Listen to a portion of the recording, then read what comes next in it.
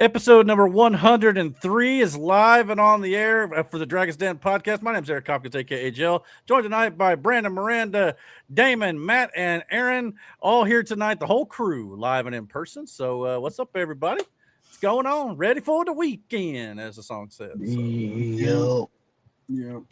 Don't sound too enthused, guys. Look, I was around children all day. Oh. Kind of sucks.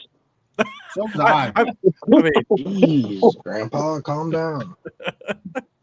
Just another day. What do you got sitting in front of the camera tonight, Matt? Like, looks like Brandon, dude. Oh, and then I had to work with Matt. Ketchup. the other side, the big old water jug or whatever that is on your lip. Oh, this is my Culver's meal. Oh, your Culver's. Oh, Culver's. Yeah. I had to work with Matt the other day for not 8 hours. Okay, so I've had to work with Brandon for 10 years. 10 hours. And like, man, I got to tell you, working with him straight up, you want to strangle him. Okay.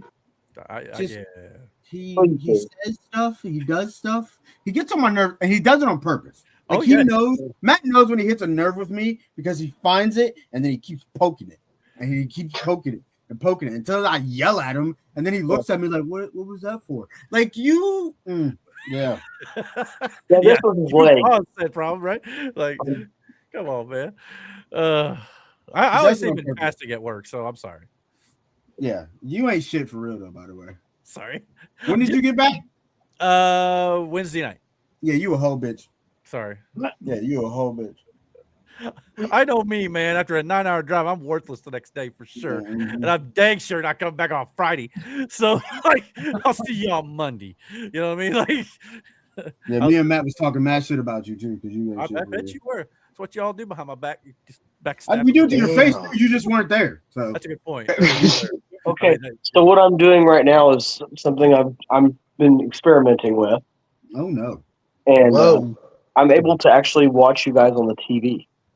You can watch us, you just can't hear us. Yeah, I put it on mute. It's funny. He's got his audio coming out of his phone. But as long as he can hear it, doesn't have no echo. I'm good with it. Whatever. Next week, Eric, Tuesday, I need to see if you can. I ordered one of those like lapel mic. Oh, okay. So I can either use it with the work iPad that I got or my phone.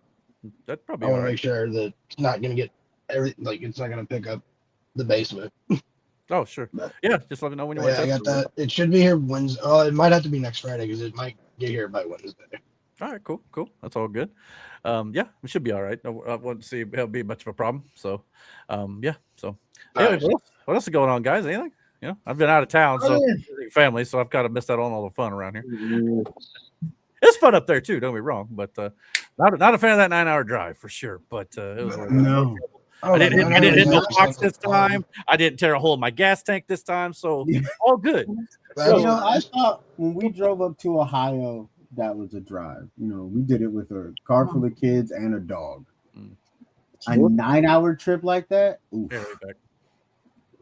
Yeah. Well, and again, it's like doing one whole day's work of work. You know, because like you're literally on the road that entire time. Like you got.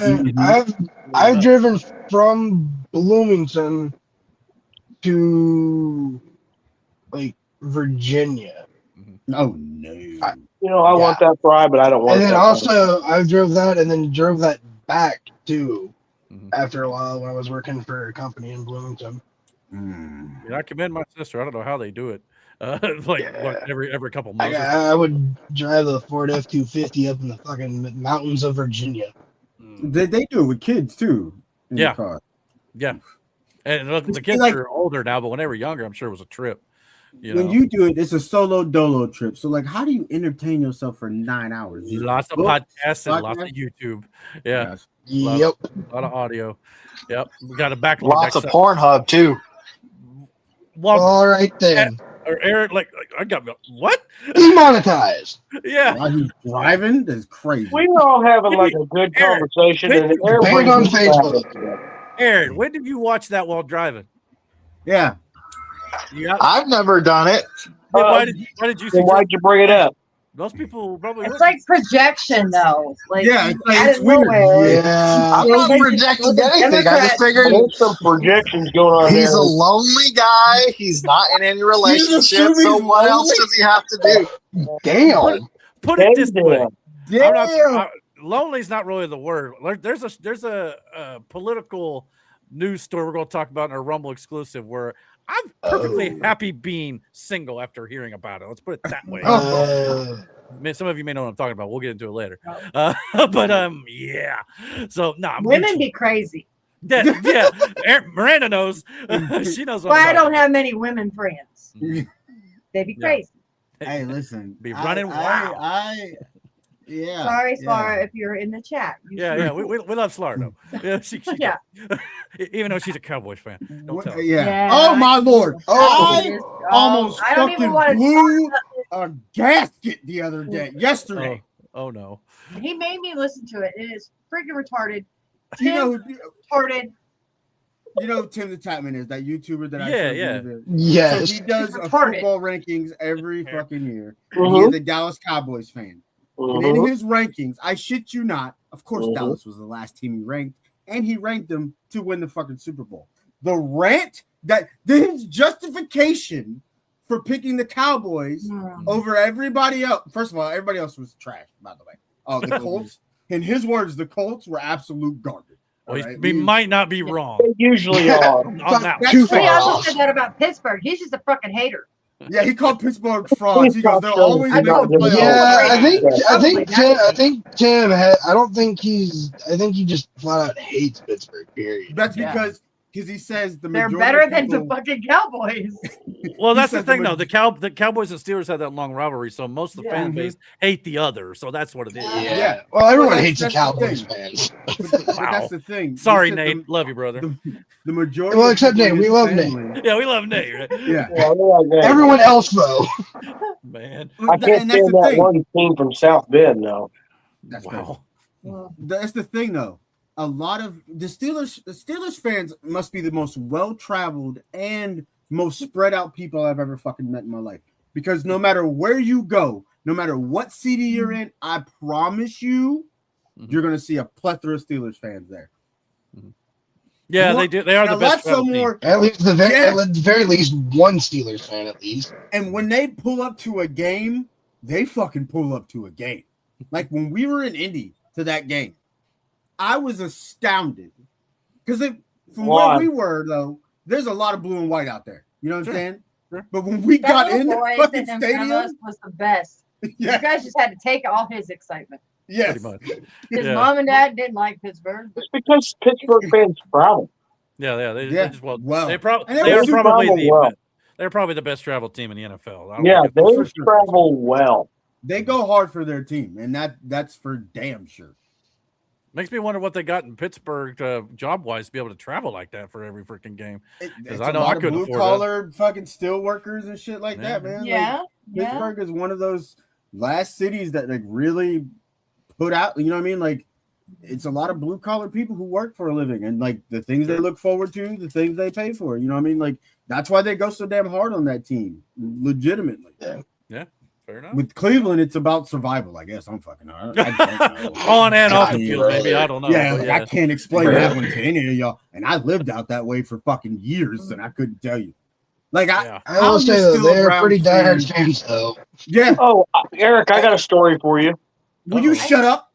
My buddy's dad. at least let him finish.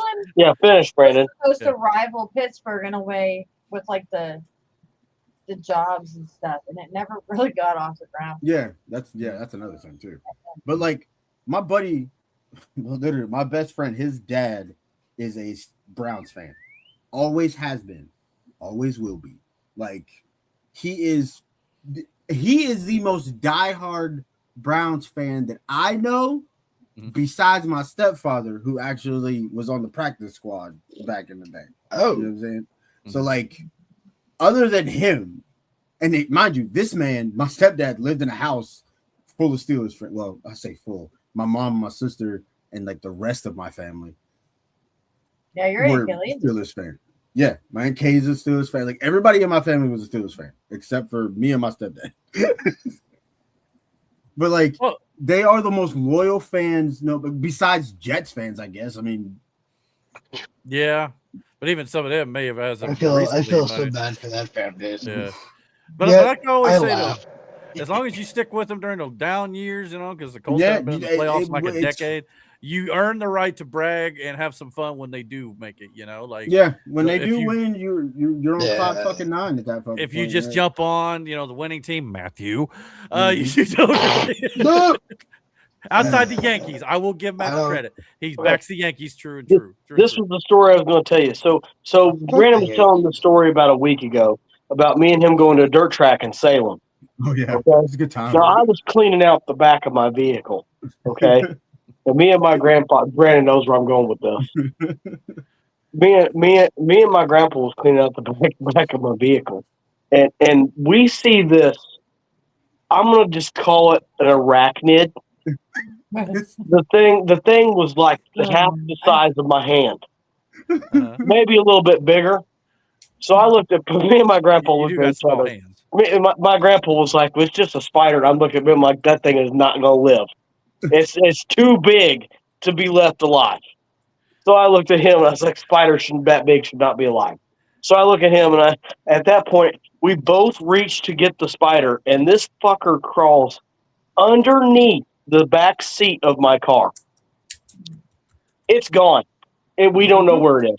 Yeah, Okay. yeah. He tells me that. Until No. He tells me that as we're in the car driving. You know what I'm Oh, saying? Like he doesn't say this as he pulls into the driveway No. or before I get in the car. No, we're No. on the fucking road, and he goes, Right. "Oh yeah, by the way." Now, by the way, I don't know where it is. I'm not liable if it bites you because I don't really know what kind of spider it is, and if it's poisonous. Me and Brandon we had cornfields as far as we could see, so both of us were screwed out there in the middle of nowhere. Matt, you should have let it bite you. You could have become Spider Troll.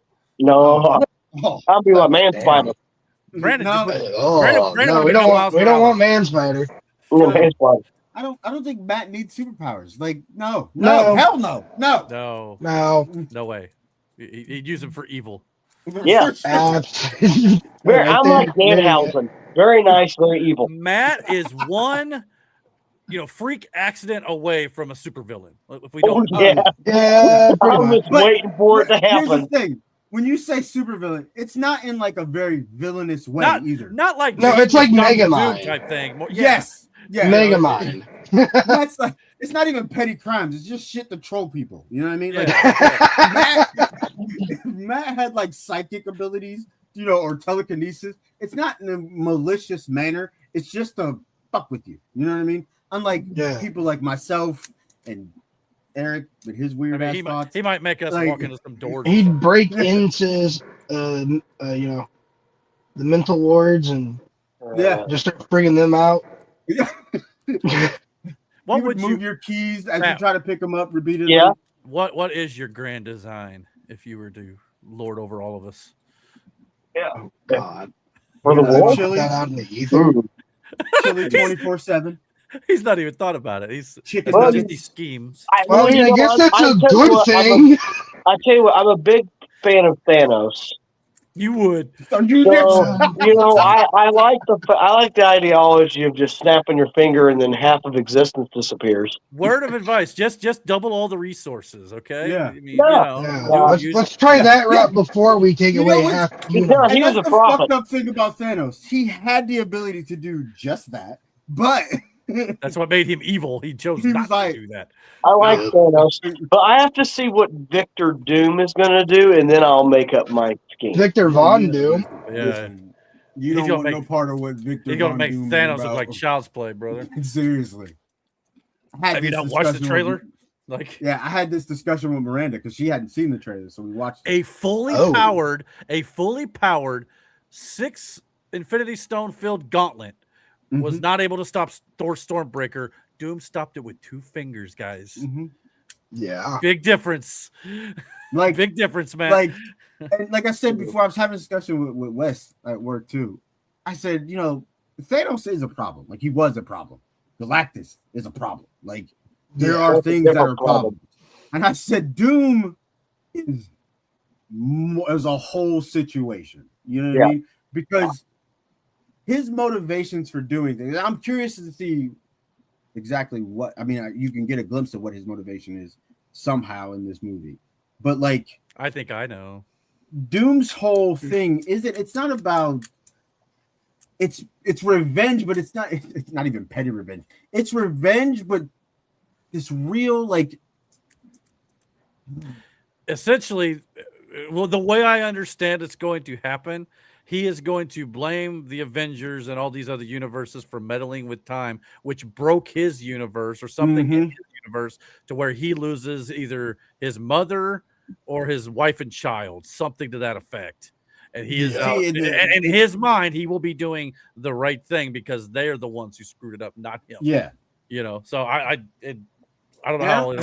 I don't think you beat Doom. Like I don't think that's how that works because he just leaves. Like he does what he does and then he fucking leaves. Like you never really beat Doom. It's the same concept with Darkseid. Like Superman can fight an avatar Darkseid all he wants, but you'll never really beat Darkseid. Like the day he got close, and again, it wasn't really Darkseid, it was an avatar Darkseid. But like him and Supergirl tried to beat up Darkseid. And like how it worked was they didn't really beat him. They ended up just like he opened up a boom tube to leave after he dog walked both of them. And then they tag team and kind of kicked him through the tube. That's the only reason that ass whooping stopped. Because they did that in Fantastic Four, kind of. Really? Yeah, that's essentially what Fantastic Four did to Galactus at the end of that movie. Let's just kick him in a black hole. Get down the road. Yeah, that was another ass whooping that stopped a different way. And as powerful as Galactus is, like, man, Doom is because of what he can do and like. Yeah, I'm interested to see a lot. Like, and I want to know if your theory holds true to the witches and that warlock too, because that would be fucking something. Yeah, with the characters who may be playing. We talked about that last week on the podcast. For those who may not have seen it, go back and check it out. So our theories on the Letvarian witches that will be Dr. Doom's minions, as it were. Strange. So little red eye, third eye action there for sure. But yeah, we got some other stuff to talk about tonight. We got some pro wrestling, we got a little bit of movies, and we got a little bit of sports. But it's, to be quite honest with you, kind of a quiet week out of pro wrestling. I was trying my best to pull some topics out this week. I mean, with the NFL starting up soon, it's going to get a little bit louder afterwards. But starting next week, I will let everybody know we are going to be on Tuesday night. Me and Brandon are going to be starting, and anybody else who wants to join is starting our pro wrestling show, which will be live every single Tuesday night, 9:30 p.m. Eastern Standard Time. So after this podcast, every single Dragon's Den podcast moving forward, if there's any pro wrestling talk, it'll be probably like a major news item or something quick and out of the way. We're not going to spend a great deal on wrestling on Friday nights anymore. It'll be strictly relegated to our Tuesday night show. So for anybody who's interested in that, definitely go check out our Tuesday show starting out this Tuesday night. So that should be a lot of fun. But we are going to get into that a little bit right now, though, if you guys want to get started. And we'll get that going for the last podcast for the pro wrestling. Sound good? Yeah. Yeah. All right, let's go.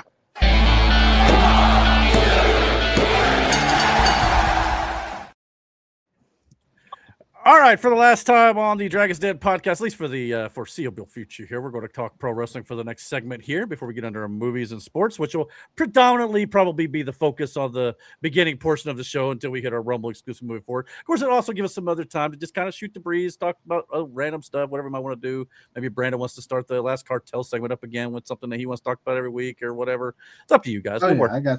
I got some ideas for that too. Yeah, and with football starting up, we're going to have plenty to talk about. Don't worry. There's definitely going to be enough to talk about. Plenty of bitching about fantasy.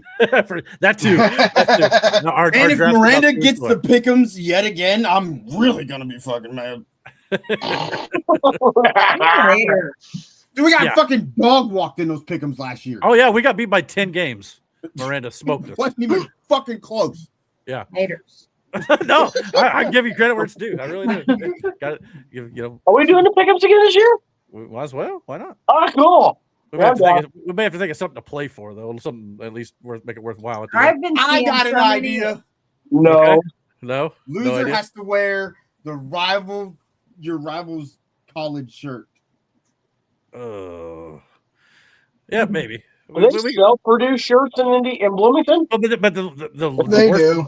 Oh, okay. no, I meant more something for the winter to have. We have to back pay Miranda too. How about Yeah, I was gonna $1,000? say don't do that after I won. And then she'll never win again after that. No, and whatever we do, we got to give it to her too. So $1,000. Hey, maybe we could do those little trophies that you used to do. Yeah, we always get like a little trophy, pass it around or something, but she can hold on to it for the year or something. Maybe we can do it that way. Something like that. Gary's like So nothing she'll get to on hold TV. it. If we do that, she'll get to hold it this year through this season. Sure. And then whoever wins it, because this is the first time we're going to do something like that. Yeah, I think one of those little trophies. Yeah, I'll look into it, see what I can find out there. If not, we can maybe, if I really want to spend on it, do one like my family does for our fantasy league. Have one where you engrave the name on it every year and you can just pass it around.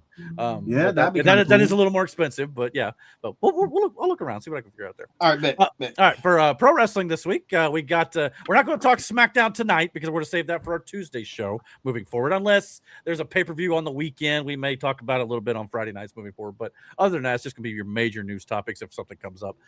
But for Friday night SmackDown last week, we got new men's tag team champions on SmackDown, the MFTs, led by Old Man Haku.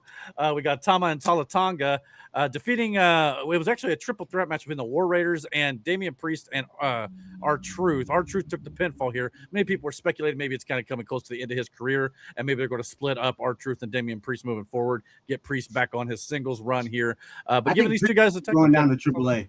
You think so? Yeah. Be all right. Well, and I think he was already down there before. Okay. Well, I know he was at least scheduled to. I hadn't been able to keep up with AAA as much. But yeah, so I did see that there was something going on in AAA this weekend. I think if Pitt loses to one of the members, Perro Del Mal or whatever it's called down there, if Penta loses, he has to join the group, which would be interesting.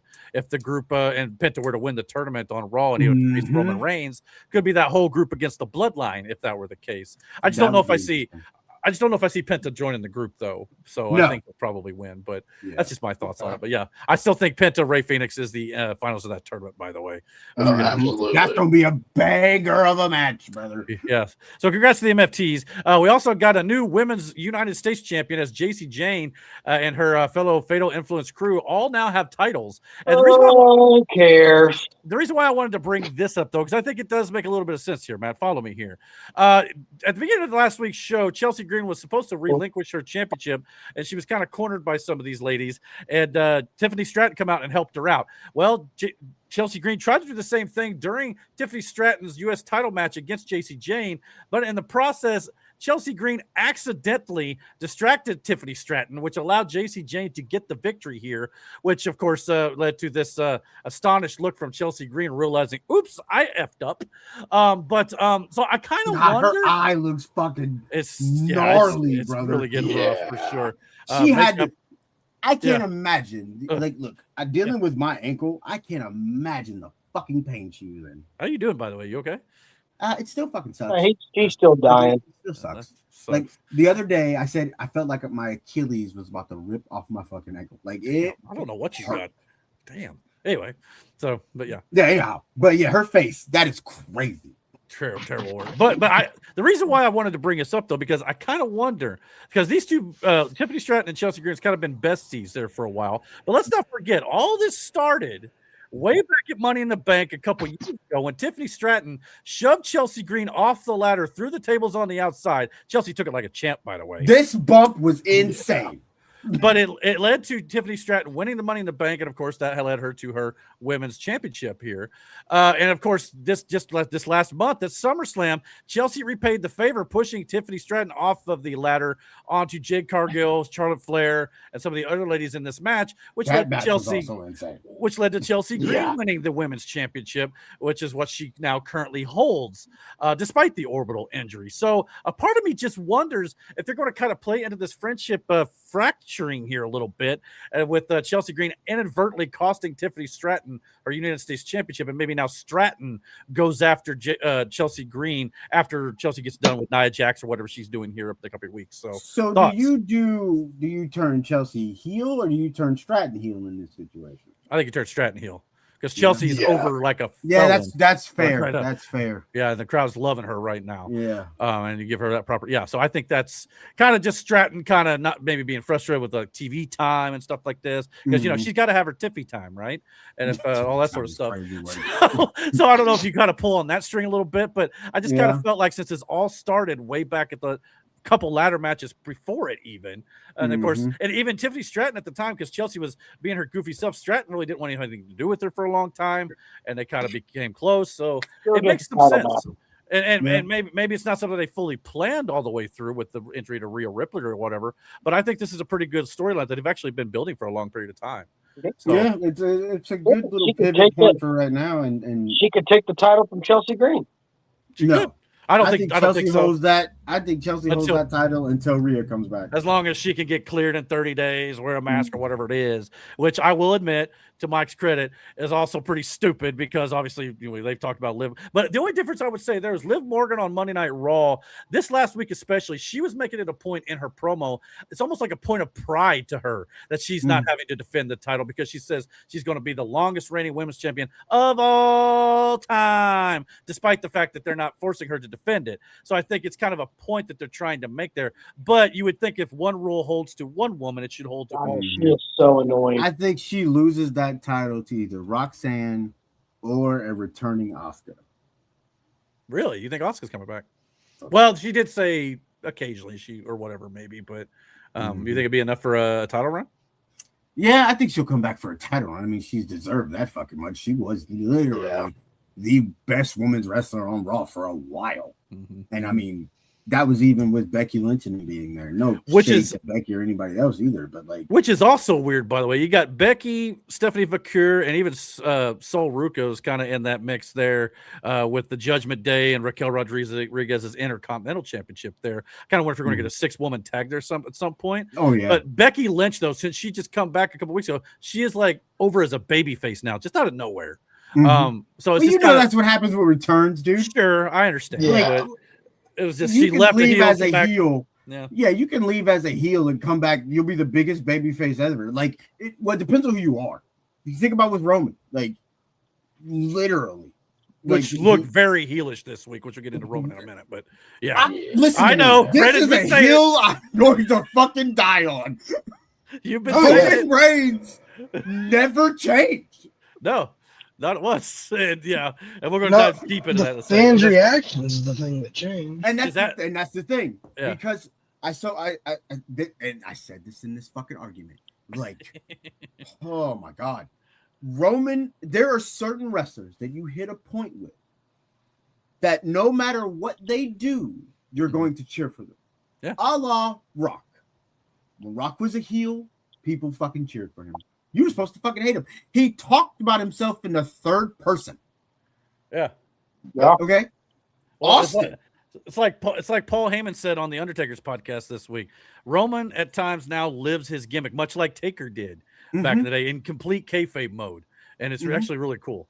But it's because you can buy into it. Now it's relatable. It's just a part of your personality. This is effectively you, right? That's how you really know you're giving Austin. Okay, you go by what you see Austin doing now.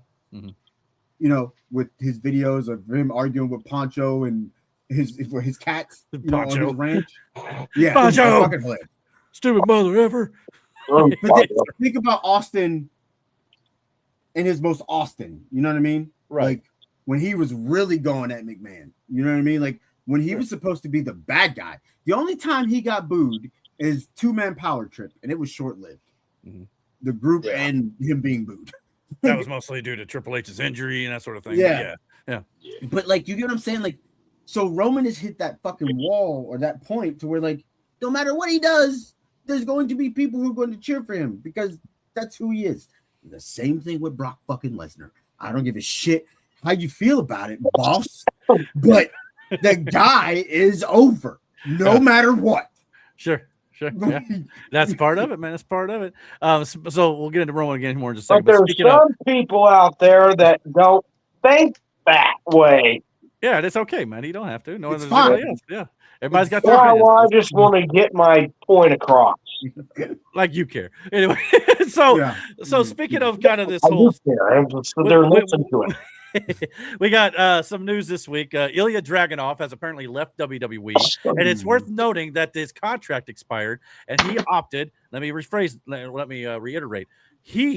Ilya Dragunov himself opted not to sign back with WWE. In fact, WWE was planning on bringing Dragunov back to television after SummerSlam. Now, some people will argue, well, they're saying that now or because they were never going to do it. But I feel like they probably actually had plans. But for whatever reason, he decided to leave, and some of that could be because he felt he was being underutilized. But that's up to interpretation, whether you feel that for sure or not. It's up to you. But at the end of the day, there's just not enough room for everybody on these shows, unfortunately. We only got so many spots on the main rosters for both companies, AEW and WWE at this point. This also comes on the heels of some news that apparently several WWE contracts are expiring soon, and many more talents could see their contracts expire in October, some of which may not have been on television much as of late. So it's led to some speculation about who these people could possibly be. We also obviously know Ilya Dragunov. Bayley, even though commentaries kind of mentioned her name in regards to the Lyra Valkyria stuff, she may still return a little bit. We don't know, but there's been heavy rumors that Bayley may be out the door. Some other underutilized talent like Julia, who WWE just copyrighted that name, which I thought was kind of shady if they are in fact letting her go. But we also got Jordan Grace, which let's be honest, WWE's not done much with her. And then of course Johnny Gargano, who's basically been planking this entire time. If he leaves, I hope Candice LeRae gets to go with him. And if he leaves, we all know he's going to AEW to be with Tommaso Ciampa. There's no doubt in my mind.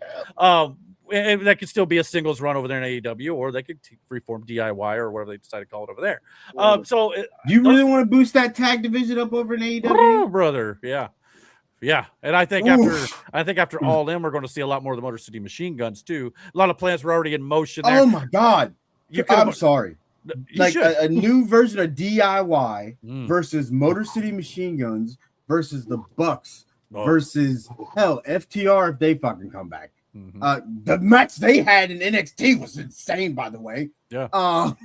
The writers, man, you got freaking the Bang Bang Gang. You got the Dogs who just got Gabe Kidd back this week. By the way, failed to bring that up later on. That'd be some. You really want to pick that tag division up over there? If Johnny Gargano becomes a free agent after this, then 100% that's where he should go.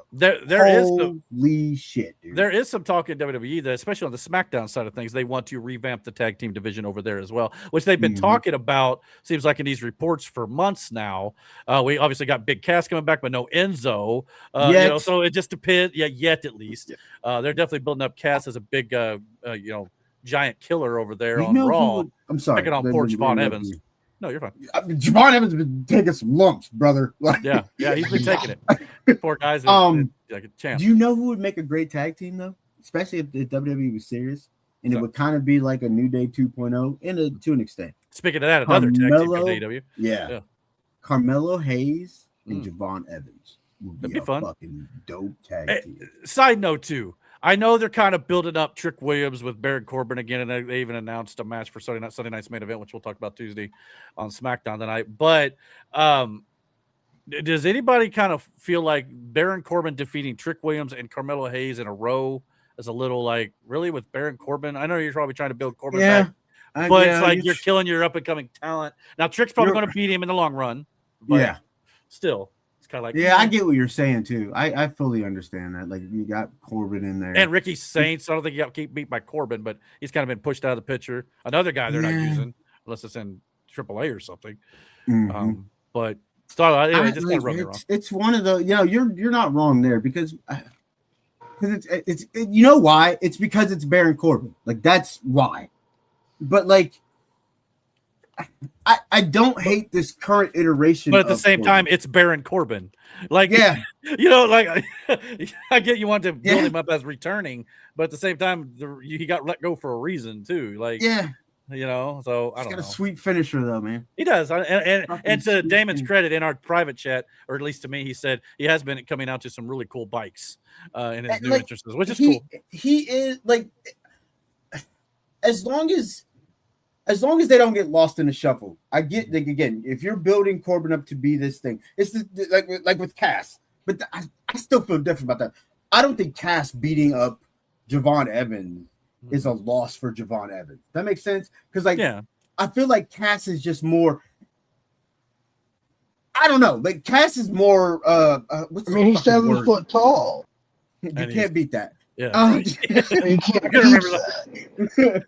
Yeah, I just feel like with Cass is different in the sense of like Cass is more believable. Like if you took Cass and put him in the spot where Corbin is, I don't think anybody feels like this.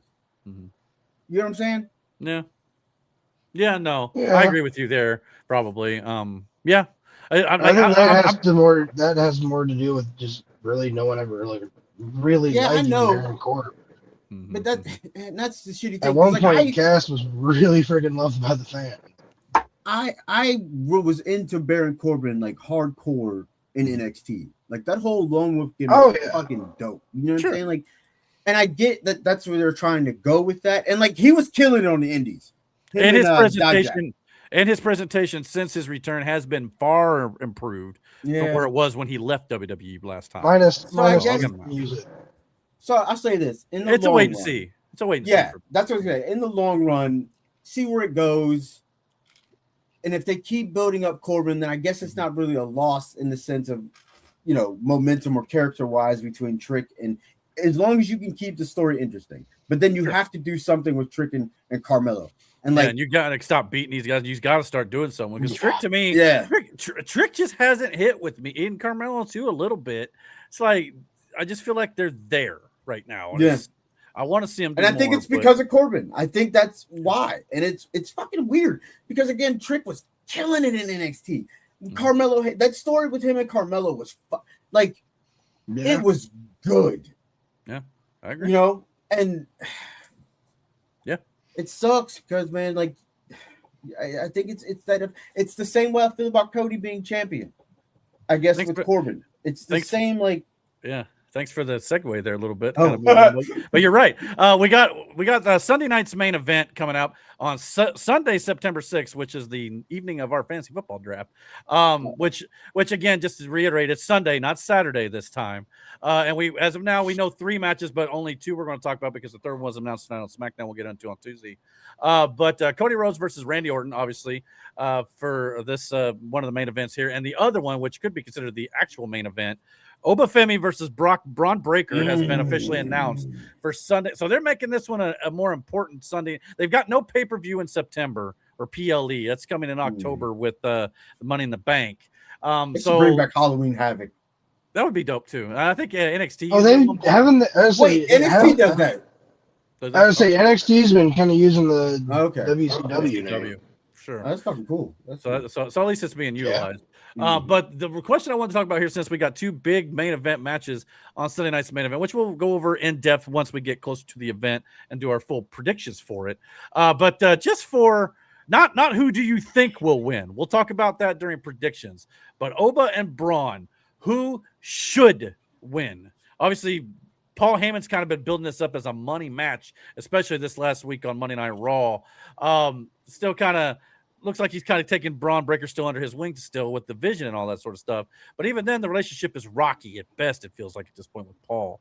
But if you were the booker, what do you think would be the best way to go about this? Because you don't want to beat either guy here. You really don't. But it's to one another, right? Sure. So you're still at 1A and 1B here, right? No matter what you do. That's essentially what this match is established. Because 1A and 1B. Neither guy looks bad against each other losing this match.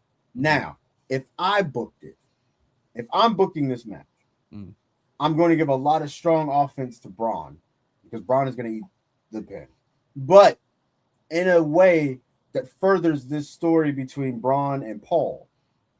I'm not saying Paul's going to jump on the apron and distract the ref. Paul's going to do Paul things for who inadvertently cost Breakker. Sure. Which furthers the heat between them. But would it be inadvertent? Or is it as Braun Breaker thinks, and Paul and Oba are good friends now after earning Paul's respect by beating his beast? And I think that's all. It's all in Braun's head. He's starting to get paranoid. Is it what anybody who, to an extent, but also Paul's a very. That's right. He's very Paul's crafty. Sleazy. Yeah. Mm-hmm. And he's here's where I think, Brandon. I think they run with that paranoia. You could aspect of Braun Breaker. Yeah. Paul's gonna do something, or is he gonna like be somewhere in a certain way, and he's gonna end up distracting Braun, and boom. I think this is your opportunity. Now he thinks Paul's against him. Yeah, I think this is your opportunity to get Braun back into where he was when he first came out NXT, just loose. Like remember he interjected himself in a match that he didn't qualify for, all this other shit because he felt he didn't lose. You know what I mean? Like I think you start to build that Braun back up, not this one we have now. You know what I'm saying? Like This was the more cold, quiet guy. We need to get back to being that fucking lunatic that first showed up. You know what I mean? Mm-hmm. So I think you could have this story where he started to get paranoid. He started to not trust, the Vision and Paul. Which you can clearly tell because it seems like every time the Vision's around Braun Breaker the last few weeks, Braun is just his mind is elsewhere. He does not care about what Austin Theory, what Logan Paul, or anybody else is doing in this faction, which is fine. Braun doesn't necessarily need the Vision. He can move on without them, and the other guys will be just fine, especially when Bronson Reed comes back. I was about to say, so what do you do with Bronson though? I think you bring him back with if there's still a thing at that point. I think. I mean, you don't have to, but because I guess you can keep Logan and call them the Vision. Honestly, I don't know. I think after when Bronson comes back and Logan's ready to go, just repackage just the three of them with Maxine. Sure, and you can even change the name. Drop the whole Vision. But no, I think at this point too, you could insert fucking Reed looks good, by the way. It could become the new Judgment Day, where like you just reinsert new characters to build it moving forward. Because the Judgment Day is not what it once was. Some of the heavier hitters on the male side. The Vision is supposed to be about the younger guys coming up, and I think Bronson, you can reinsert him, fucking, in the Intercontinental space, or fucking put him on SmackDown. Hell, quite honestly, drop him down at NXT. There's some new faces down there. Did you prefer to Finn Balor as a heavy hitter? Yes, he should be. He's not. Well, to Matt's credit, he's not currently. I think in WWE's eyes, he should be, and I think he is more now than when he was under Vince. But I want to see what they do with him on SmackDown. They've kind of got who's they got him going up against on SmackDown right now. He's kind of. Oh, it's Gunther kind of got in his face a little bit last week about Finn was kind of like, why did you interject Gunther and Kevin Owens in my that's a legitimate gripe. Then Gunther come in there and was like, why did you insert Kevin Owens in my match? And so I can see that leading to Gunther and Finn at some point, which could be good. I'd be fine with that. Be a hell of a match. We'll see how that plays out. But maybe they did something I don't SmackDown. We'll have to wait and see. But that's how I would book this match. I think you get a hell of a match. I mean, you're going to get a hell of a match. Yeah. For guys their size, they move very well, very quick, especially Braun. But Braun was also a running back. I was having this discussion with Chris. Yeah. Because we were talking about the whole brawl that happened at the Saints practice against Dallas. Sure. And I said, there's one guy in there, he's the son of a wrestler. And he was Rick Steiner. Yeah, I saw the suplex. Rick Steiner. Yeah, I was like, the guy that suplexes the cowboy. He goes, yeah. I was like, that's Rick Steiner's son. Or no, Scott. Wait, no. I think it's one of the Steiner's kids. What did I say? What do I want to say? It's Brock Rick Steiner. I could be wrong on that. Is it Rick's kid or Scott's kid? No, it's Scott's kid. I think it's Scott's kid. Yeah. Yeah, it's Scott's kid. Braun is Rick's kid. Yeah. Yeah. Oh, yeah, it is Brock Rick Steiner. That's what I thought. Okay. Yeah. Okay. Yeah. Yeah, it's definitely Scott's kid. And then you got Braun Breaker's Rick's kid, and then it's a whole thing. But anyway, he moves very fucking well, and like they're both very agile. So these two dudes it's gonna be a good one. That's gonna be a real good one. What also could be a good one is we finally have potentially the date of the John Cena Classic that WWE announced months ago. We still have no information on what this could be, but we potentially have the date. It looks like December 12th is where WWE is projecting to hold the John Cena Classic, which is a Saturday. So I don't know if it'll be like a Saturday night's main event, but it's not really called that per se. But again, it's around the same time AEW would have the Continental Classic, which is their annual round robin tournament for their Continental Championship. I don't think this is going to be that, but at least it appears we may at least have a date. This is not confirmed by WWE just yet, but they were at least looking around December to have it. So that may be the date it falls on. So 2 days before my birthday. So that'll be kind of interesting. So I just want to hear more about what this is actually going to be before I really make a determination. On Monday Night Raw this week, we saw a couple of good things worth noting about. One thing in particular, I wanted to shout out Chad Gable and, of course, Rey Mysterio, the legend himself, who these guys had a banger.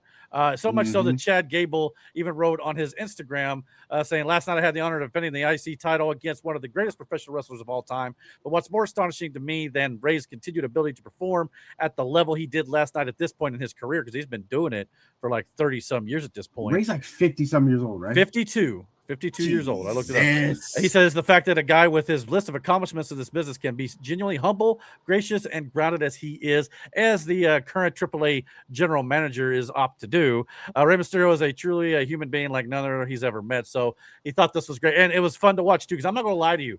A lot of this stuff was beat for beat what Kurt Angle and Rey Mysterio did all the way back 24 years ago in 2002. That's awesome. From the counters to the angle slams, the ankle locks. I felt like I just was transported back in time watching this match. Yeah.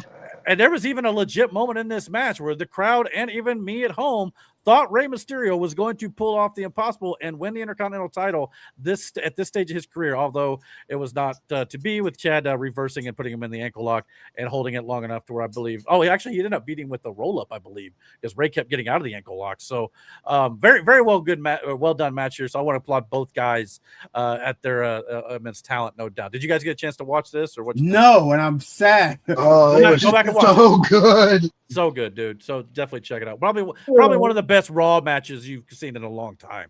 Wow. Yes. Highly recommend. So go check it out if you've not seen it for sure.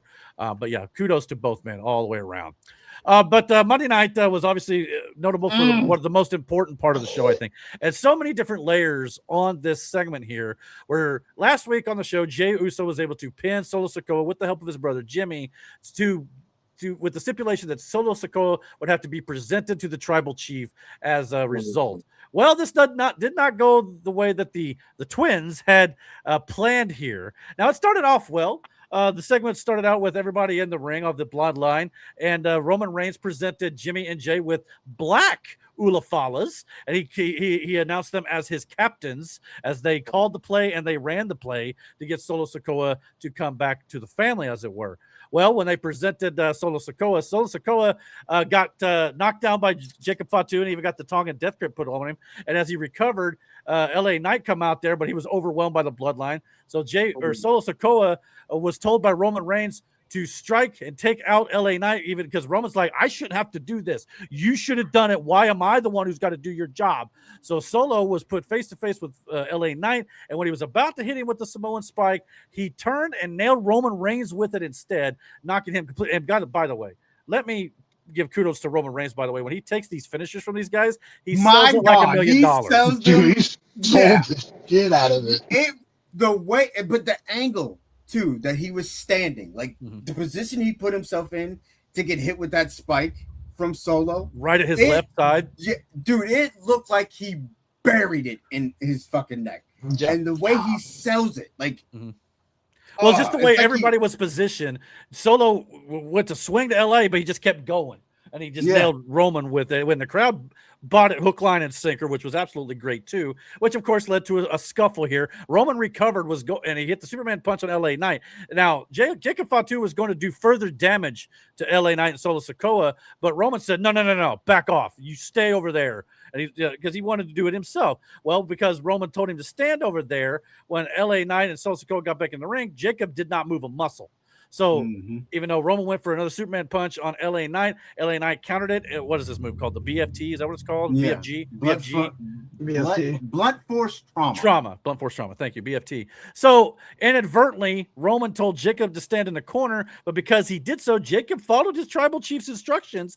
But it didn't look like Jacob Fatu really had any problem standing over there and letting the OTC get destroyed as well. So we got Solo Sikoa with not joining back, and we got the LA Knight, and now Jacob Fatu still feels like he does not want to be there. He kind of envies Solo, I think, a little bit at this point.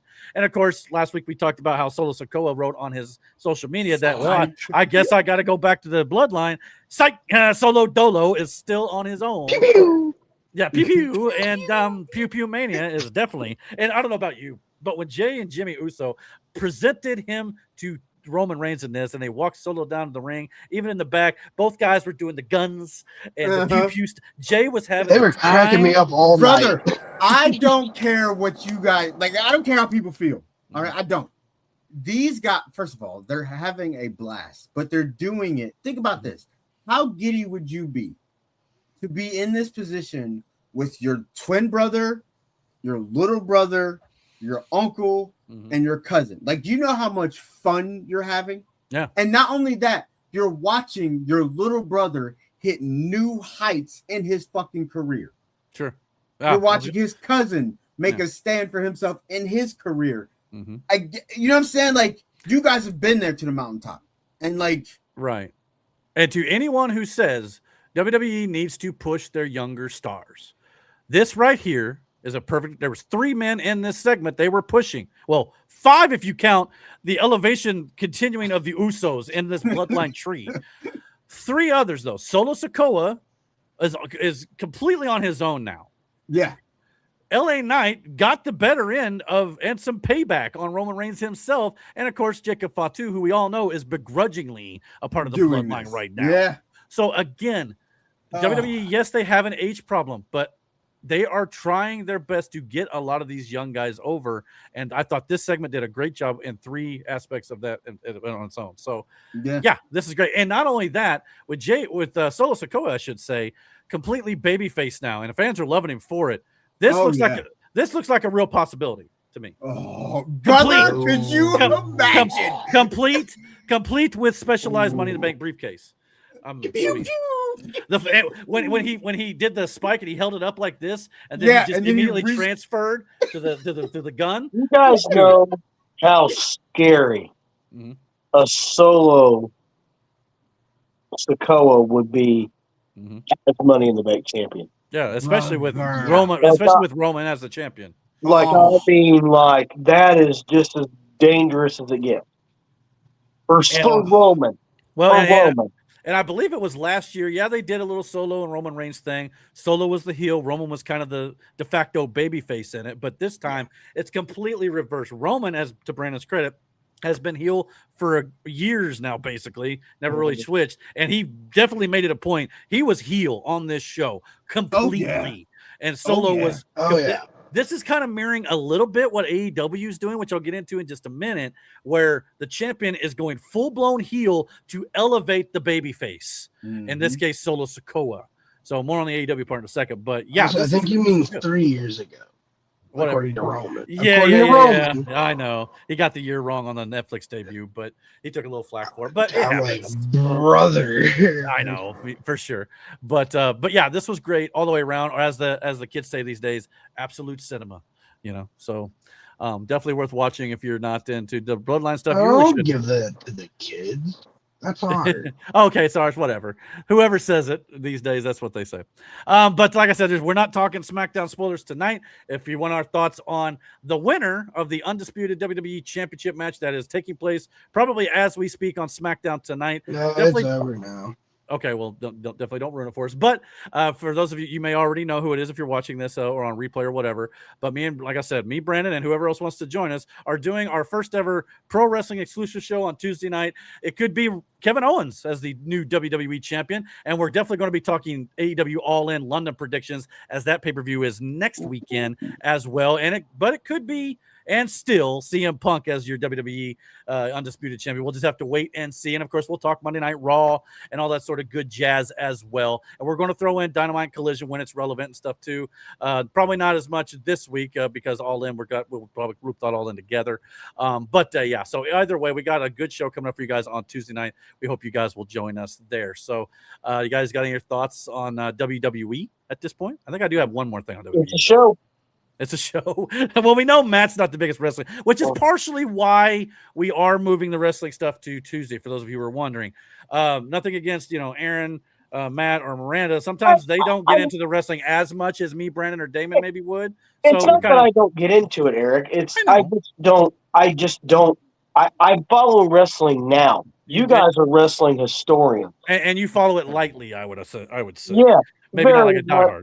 So it's just it's also an attempt to add more content to the channel, but at the same time, I'm aware that it's not everybody's cup of tea, and I'm trying to do things on this show that we can all talk about and be equal parts in. And sometimes the wrestling kind of is for more diehard, as you put it. So yeah, all in all, diversify.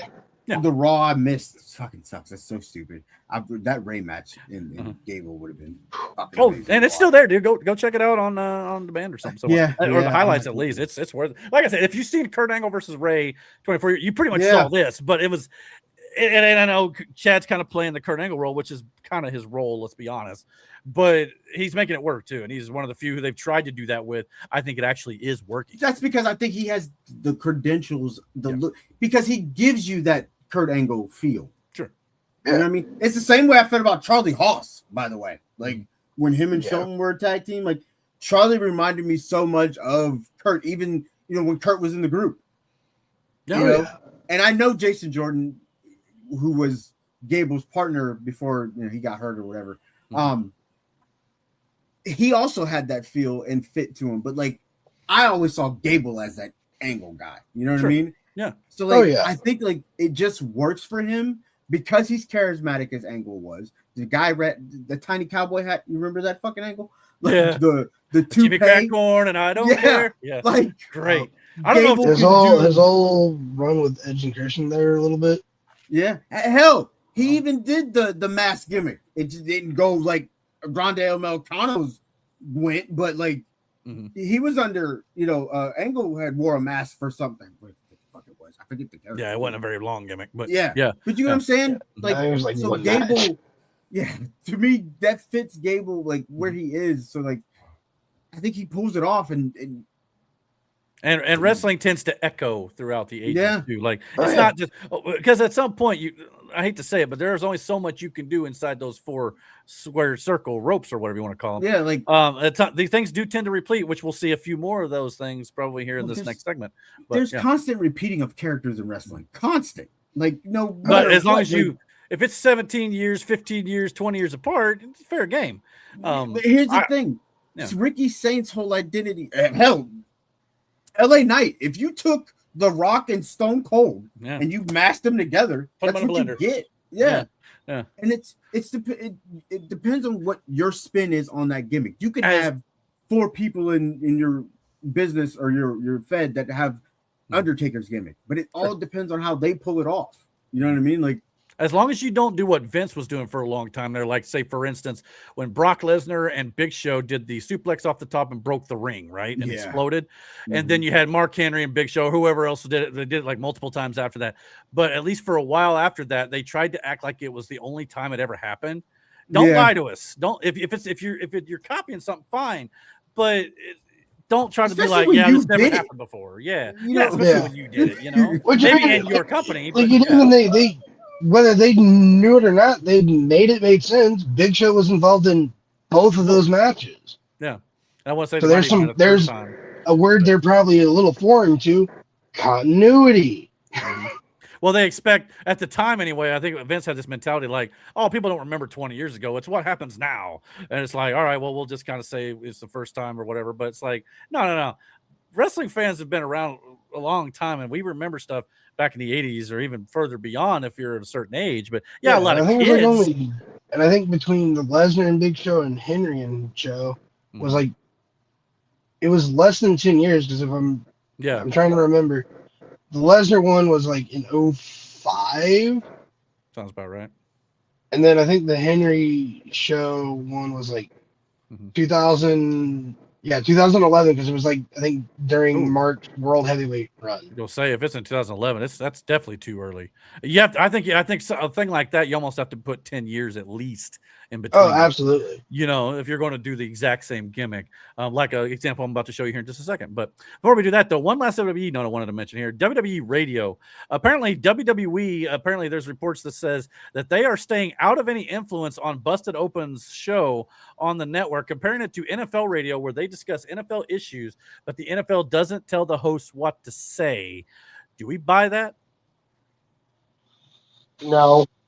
I don't buy it. I think it's on their network. I think WWE has full control over what their talents say on their radio shows and sway their. So I know because Busted Open in particular has taken some criticism over the last few weeks since this whole WWE radio thing on Sirius Radio started of basically, you know, being under WWE's umbrella, they're not able to criticize them as they once were, or even talk about other companies as they used to do.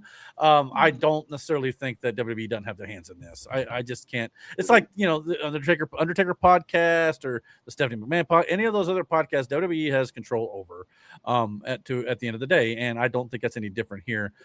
So yeah, even though WWE may be saying that, I think that they have their hands in it too. Do you guys have any different thoughts on that or not? Until we get an interview,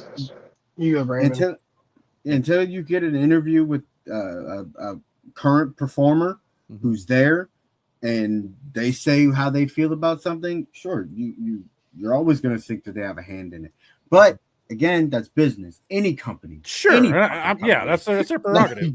but don't again, kind of like with the whole Big Show Rock thing. Don't treat us like we're stupid though. Like, it's your network, it's your show. At least just be honest. Like, yeah, it's our programming. Don't act like, you know, they can just say whatever they want, because until we hear actual now, if they come out with actual criticism and not just like lighthearted criticism, but actual criticism of the show and the product or whatever, then we can believe you. But until then, the fact that you got to come out and say, yeah, we have no influence on it, tells me you got influence on it. You know, am I wrong? A little bit. Yeah. Yeah, but even if they didn't say that, people would still say it. So it really didn't matter. Fair. Oh yeah, at some point, especially if they're kind of being a little bit overly positive, or they're not really, you know, going in like they used to, these accusations would come up whether or not WWE said anything at all. Yeah. So I guess at the end of the day, time will tell. But yeah, until we see anything different, I'm going to assume the worst on that one. I hate to say it. AEW. Well, I'm going to flip the other side of the coin here on AEW. We've got a few things from Dynamite to talk about this week, leading into our predictions next Tuesday. All In London, as at Wembley Stadium, has topped 40,000 tickets. With, I believe, at the time of this post, about 12 days to go. So I think it's a little over a week away now. Yeah. So it has. Defeated SummerSlam's daily total. I believe it was around 37,000. So yeah, if you combine it, but yeah, I mean, again, this is AEW's WrestleMania. SummerSlam's like WWE's second or third show of the year. But either way, this is a pretty solid number for Wembley. This would be like the third All In, I think, out of 4 that they've done in London. Well, if you don't count that original All In, but. So I would still like to see them branch out to other stadiums, but London seems to be their mecca of it for now. And even WWE, like we've talked in the past, started their WrestleManias like in Madison Square Garden, some familiar locations to get things rolling. So hopefully eventually they branch out, but this is a pretty solid number though. What do you think? It's not bad.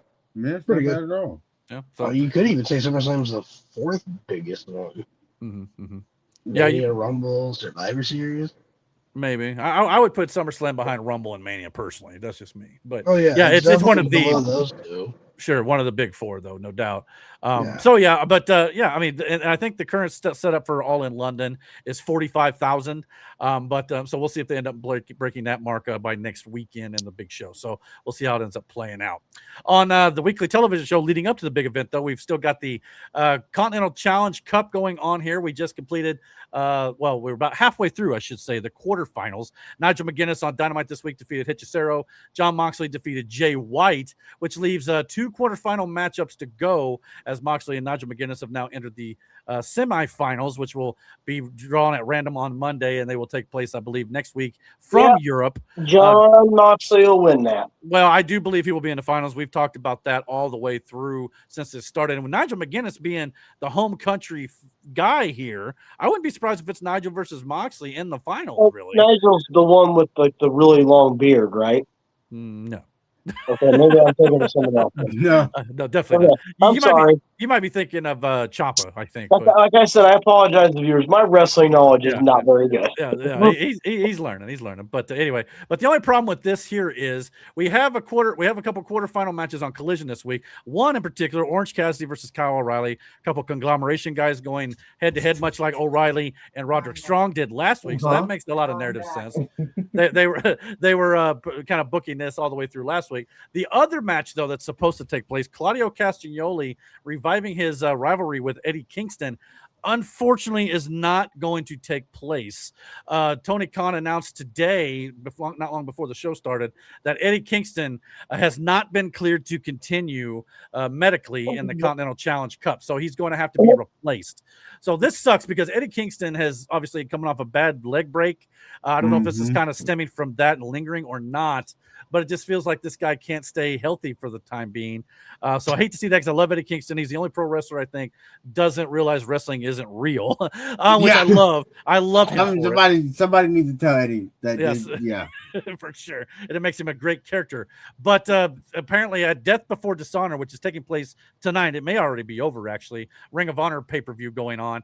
There was going to be a play-in match between Adam Priest and Daniel Garcia. The winner will take on Claudio Castagnoli. My assumption is that's Daniel Garcia against his Death Rider teammate. But I don't know what the actual decision was there. But that will be the match heading into Collision tomorrow night, heading into the semifinals next week. So sucks for Eddie, but again, it sounds like it's going to be Moxley. And at this point, I'm guessing probably Kyle O'Reilly if I was a betting man, because they had him and Claudio. Claudio would be great too. Do not get me wrong, but the fact that they had Kyle O'Reilly and Moxley having a bit of a feud prior to Riley being hurt, and they were really pushing Riley up to that point. I'm not going to be surprised if Riley ends up winning that thing off of Moxley.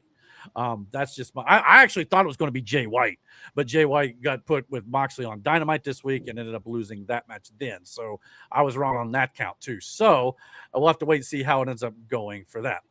Also on Dynamite this week, we got Darby Allin was stretchered out after he got lit up by pyrotechnics on the stage. The fireworks explosions caught Darby Allin in the middle of it. And so this whole segment here started with Kevin Knight, who has a I think it's a Falls Count Anywhere match, as a matter of fact, at All In with Darby Allin.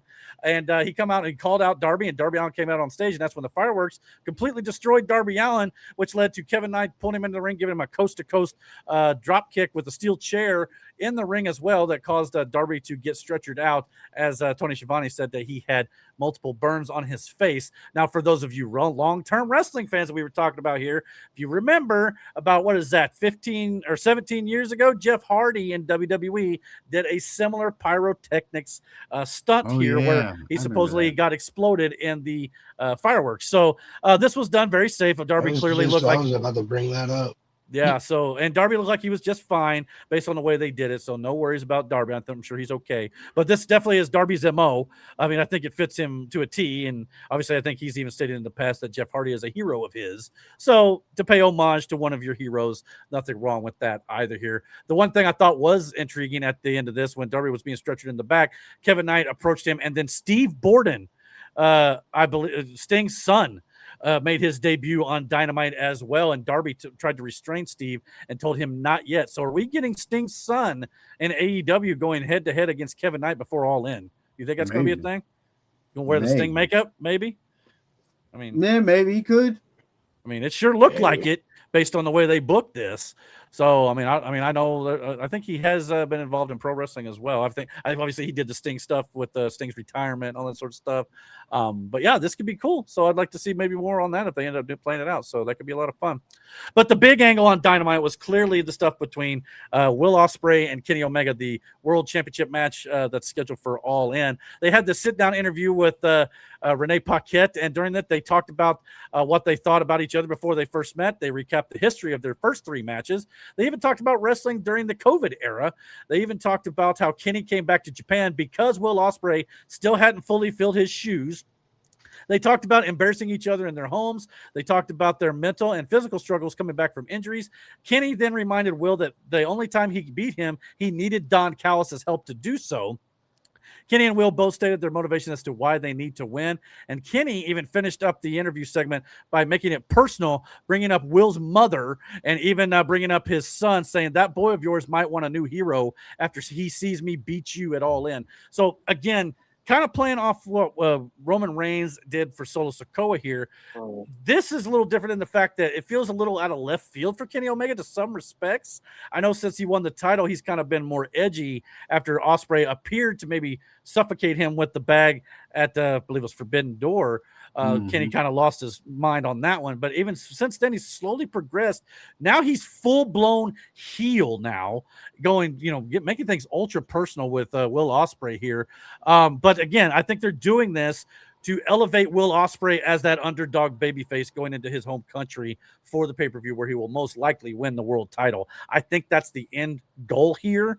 But does it feel a little out of left field for Kenny Omega? I don't think you had to make Kenny heel. I don't think you did either. Don't. But I think they are also very aware that Kenny Omega is going to be booed by that European crowd. Yeah, but because of that. So I don't think he's going to get booed that bad either. He might not. He's still Kenny Omega. He wrestled over there for fucking years. True. So I don't know. But they're definitely going hardcore with this. The Young Bucks have really not really acknowledged it. No, they're kind of been kind of tweeners, more like baby faces as of late. Kind of mixing up with Cope and Cage and misunderstandings type stuff instead of heel tactics and sort of things like that.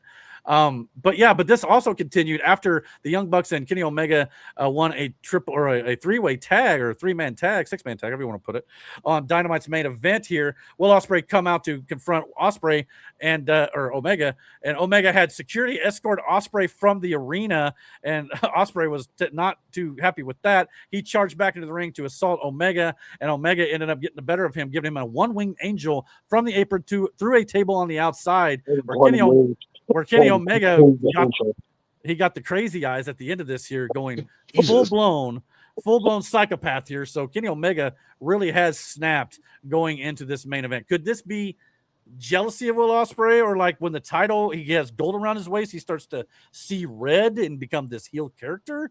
I don't know how they're going to play this, but it did feel a little out of left field, a little bit weird. I mean, like I said, it's slowly been since the last pay-per-view, but this week he turned it up to another level. It could have been you could have just had this whole mutual respect thing, which they started to do with both having an eye on one another, but it's now evolved to full-blown hatred at this point. So yeah, I mean, don't get me wrong. Depending on how the crowd plays and stuff, it could be cool, but it's interesting for sure. But yeah, so I mean, like I said, we'll get into our predictions on Tuesday. But what are your thoughts on at least what they're doing with the storyline? Anything else you want to add to it? No, I mean, I get it. It makes sense, but yeah. Other than I'm just not getting you could have, you know what I mean, a mutual respect story. But if you're going for, Kenny's going to be like this when he wins the title, then sure. And maybe he'll realize winning the gold isn't good for me, or I don't know. And you can, mentally, I don't know. You can play something like that out. I don't know, but I don't know. It got very, very personal, very quick. And like I said, we'll get into our all-in predictions next Tuesday. But here is the current match card as it stands with 8 matches. I believe we're also going to be getting a trios championship match of some sort with Swerve and his mystery tag team partners against Brodito and Hangman, and potentially even the Dogs or the Death Riders or the Bang Bang Gang could be involved in that as well. That could be a multi-man match. I don't know. But this is, and not only that, I want to point out too, they also announced this week that the Don Callis family head of the factions are finally going to implode here. Okada versus Fletcher versus Takeshita for the international title. That could be outstanding. So looking forward to that match for sure. And everything else has obviously got some pretty decent solid build to it as well so far. But yeah, so at least 8 to 9 matches on the main show, probably 9 with that trios title match going to be added at some point. So thoughts on this so far without any winner predictions? To kind of go back with the Kenny and Osprey, I think it's like you said. I think earlier is like Kenny had left and then felt he had to come back because Will didn't fill the shoes. I'm thinking this is what Kenny's thinking. He's really going to test Will to see if he's ready. I don't think he's playing it up to be this psychotic heel to really test Osprey. Yeah, I can see that. Maybe at the end of it's like I was just trying to bring it out, kind of like Moxley is doing, or has done in the past, or as Don Callis was trying. I don't know, but Will Ospreay has definitely been through it when it comes to his mental state with all these voices in his head. So we'll see if he can channel his inner chi, as it were, and kind of focus on the task at hand. He says he is. But with all this stuff going on, it's an intriguing story to say. I think it has elevated the main event more than it was a few weeks ago because, I mean, don't get me wrong, I always knew these two guys were going to have a hell of a match, but I think the story has developed a bit in the last few weeks, and I think that's nothing but a good thing at this point. So we'll see what the go home show next week brings. But yeah, so hey, real quick, I'll be back. I'm switching devices now. Oh, okay. Anyway, all right, cool. Matt, did you have something to say? You look like you had a thought you wanted to share with it. No, I piggybacked on what Brandon was saying. I just hope they know what they're doing and where they're going with this. We've been critical of AEW's booking in the past.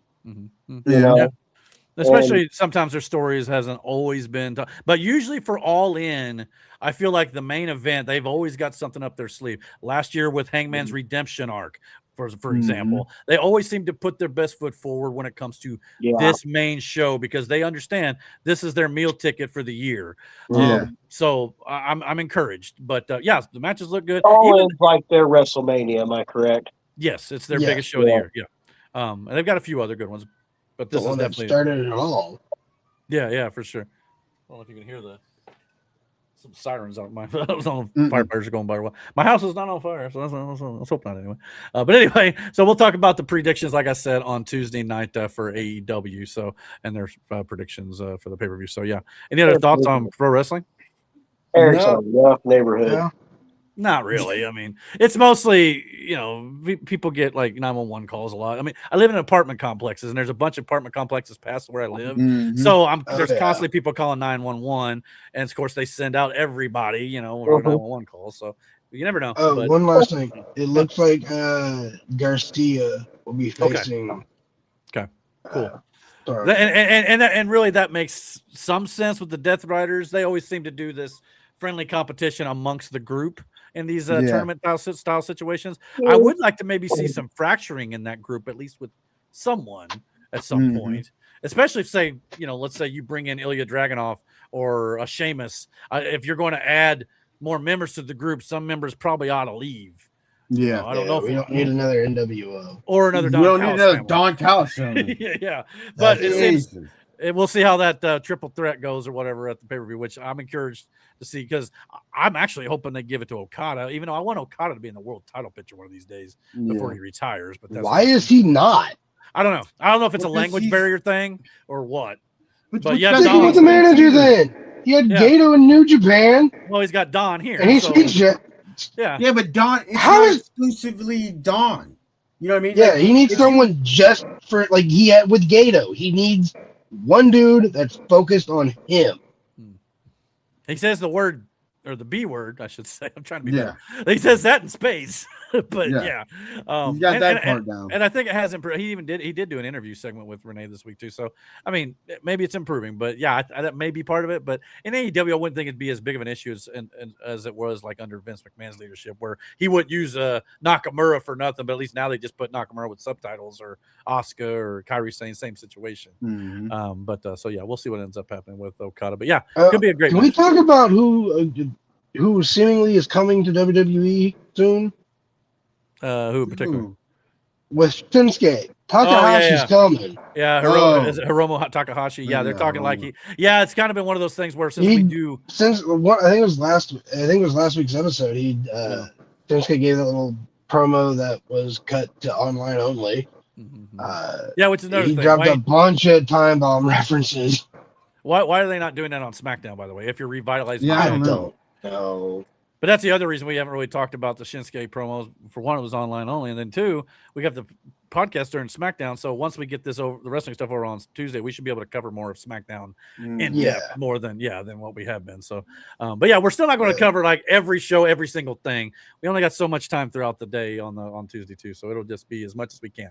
So, but we'll hit the main topics, no doubt about it. So. Yeah, because we do got work on the Wednesday. That's for sure, and we don't want to be here for 4 hours on Tuesday nights. We don't want that. An hour and a half tops is what I want on Tuesday. So yeah, so there you go. All right, well, let's move into the movie segment here. We ain't got a great deal of movie news this week, but definitely a few things worth talking about. So let's check that out. Here we go.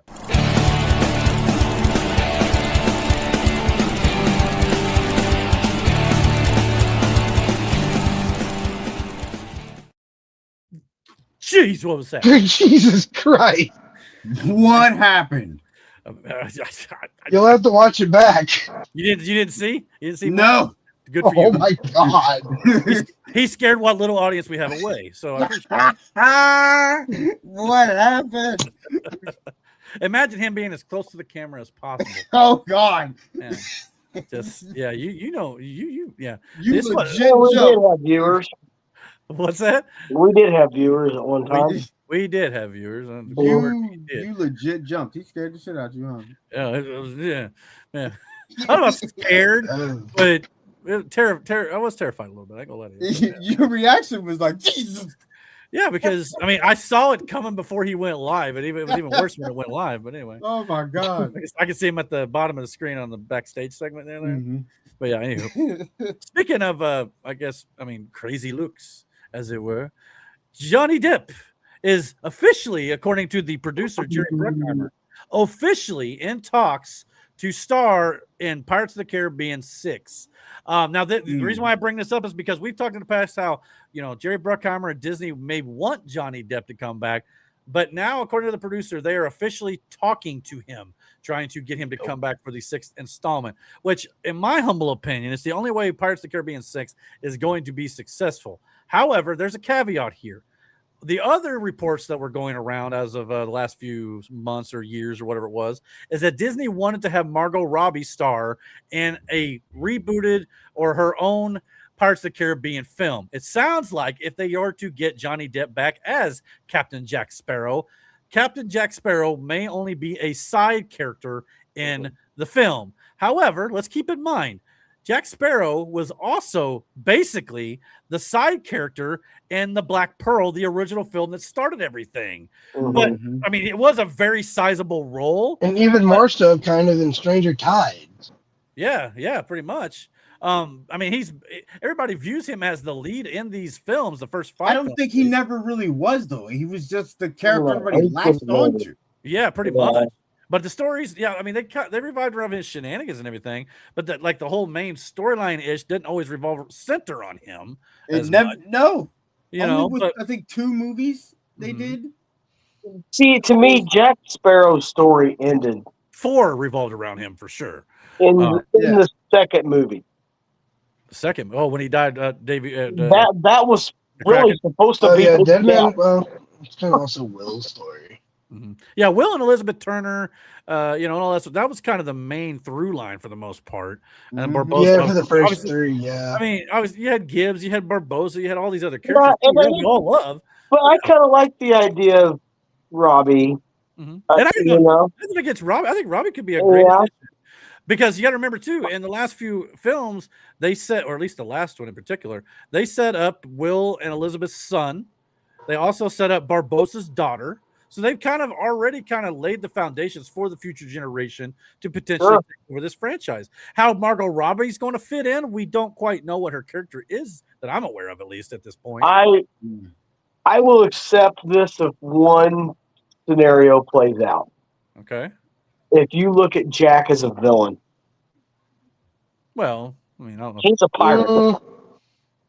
Yeah, he's a pirate. And what do you want her to be? He's kind of always done villainous type things even throughout to be lost the in this franchise. That they're not good. Well, and if they were to also pull on the post-credit scene, thread of the 5th film where Will and Elizabeth Turner, or Will wakes up and potentially dreamed about Davy Jones since all the curses have been lifted. Now Davy Jones maybe walked into his bedroom or whatever. But at the end too, it may not have been just a dream because you saw seashells or whatever they were at the bottom, kind of indicating he was actually there. Not so sure how. It's been so long since I've seen that I completely forgot that was a thing. Yeah, and I've always kind of contended if you did not bring Johnny Depp back for the 6th film, or if he ever did another Pirates film at all, you just act like that post-credit scene never happened, and it actually ties up pretty decent. I'd agree with my mom. My mom said it wouldn't be a Pirates movie without some Johnny in it. And I think most fans agree. And especially, but it all depends if you can get Johnny Depp back. He has been very vocal about how Disney, in particular, left him high and dry when the whole Amber Heard situation went down in the trial. Warner Brothers did too. So if this trial would get him back, they're going to have to pay Brinks trucks worth of money to Johnny to get him to come back. And if you're going to do that, do you really make him just the side character? Like, you know? Yeah, but like, if anything, he'll be co-lead with Robbie. Yeah, I would think so. But it was the Pirates of the Caribbean movies. What made them so enjoyable was the fact that it wasn't about Jack. Like Jack was just there, but kind of caught up in it a little bit. Yeah, you know? And I think it all happened to him by happenstance. Yeah, he was just there. Like he bumbled his way out of a lot of things. But he also planned a lot of that too. You know, like yes, you were meant to. You could almost. This might be a real throw for everyone here. Because if I'm remembering this right, Midsummer's Night, Pup is kind of how I've always viewed Jack. He's just there, almost kind of like in a narrator's sense. Yeah. Kind of a fly in the ointment type situation too. Yeah, like he's the story. Like the story's not about him, but again, Jack Sparrow's character was so, you know what I'm saying? Like it's just unique. That's what everybody latched onto, and then you just go, that's what the movies are about. But they're not about him. It was always about the other two. Will and Elizabeth. The first 3 were about Will and Elizabeth. The 4th one was with Jack. Mostly about Black. That was a little bit more him. But that was still about Blackbeard's story. The Stranger Times is really the only one. Not that one. No. Dead Men Speak No Tales. Yeah, that's that was one. And that was one was more. That one was Barbossa and him. Yeah, and Will because I think it cold opened with him getting the compass. I'm starting to remember the movie. Yeah. So it was kind of Jack's origin story, or like his quest's origin story at least. Yeah. And then of course we move into it being more about Barbossa towards the end of the movie. And that's mostly because Will's son's trying to break the curse of Will being the captain of the Dutchman. So yeah, I mean, my personal favorite part of that movie is when he is on that boat and he is there and he's like, "Don't go in after him." He says, "Oh no, I'm going after it." And the girl dives in and he goes, "I saw her ankles." He said, "Well, if you would have kept your mouth shut, you would have seen a lot more." Yeah. That was a great line. But yeah, I mean, to me though, it kind of feels like a bit of, to me, I know they want to branch off into this whole Margot Robbie thing. Fine, cool, whatever you want to do. But for the 6th film, you introduce her character, branch off with it, and her own film later. But this film, if you're going to tie into everything after 5, you need to bring back, much like in the Mummy situation and the Fast and Furious franchise, the OG characters without maybe Barbossa, although you did kill him once before and brought him back. You bring them all the OG backs and you finish this off as a 6-film 2 back with Calypso. I'm kind of think Barbossa's characters, and that's fine. Could be. You still got his daughter running around, if nothing else. At least Will and Elizabeth, I would think that's gonna be another hard one to get with Elizabeth. But yeah, if you could get the OG pirates back for the most part, you could even do kind of starting with this 6th one. You could kind of do like a new generation type thing. Yeah, you've got to start building. Because it's kind of like a pro wrestler. I don't know if we got a character name for Robbie, but could be Beckett's daughter. Yeah, even if I had a character name, they probably wouldn't tell you the lineage. That's a very terrifying possibility. And you really should keep those kind of things to yourself, David. And we got introduced in the last one to, Barbossa's daughter, Will, and Elizabeth's daughter. Oh crap! I just had another theory. It could be Jack's daughter. Yeah, Jack is not. That you could do. That could be good. Yeah. He like his long lost daughter from his many adventures. Yeah, I mean, could track him down. I mean, how many girls have slapped him throughout the years? I mean, there's always exactly. That could be good if done right. Deserves it. And again, it would be something to kind of hook the audience to follow Margot Robbie's interpretations and different versions moving forward. So, or we just get more movies with Jack and his daughter. I mean, Johnny Depp is 63 years old, so he probably doesn't want to do it forever. Even if he wants to come back this time, he's doing Ebenezer this year too. Please do not bring him back and then kill off the character. Yeah, do not do that. That could also be a possibility if they're wanting to go with a Margot Robbie spinoff. Do not do that. Well, but you just said that you thought his story wrapped up in 2 when he was killed by the Krakens. You were fine with it then. Yeah, that's an epic ending. Well, what if it's epic this time? I don't know how you top the Kraken death, but fair. That should be on a poster. That picture of him with Kraken. It probably is. What are you talking about? If that is not on a poster.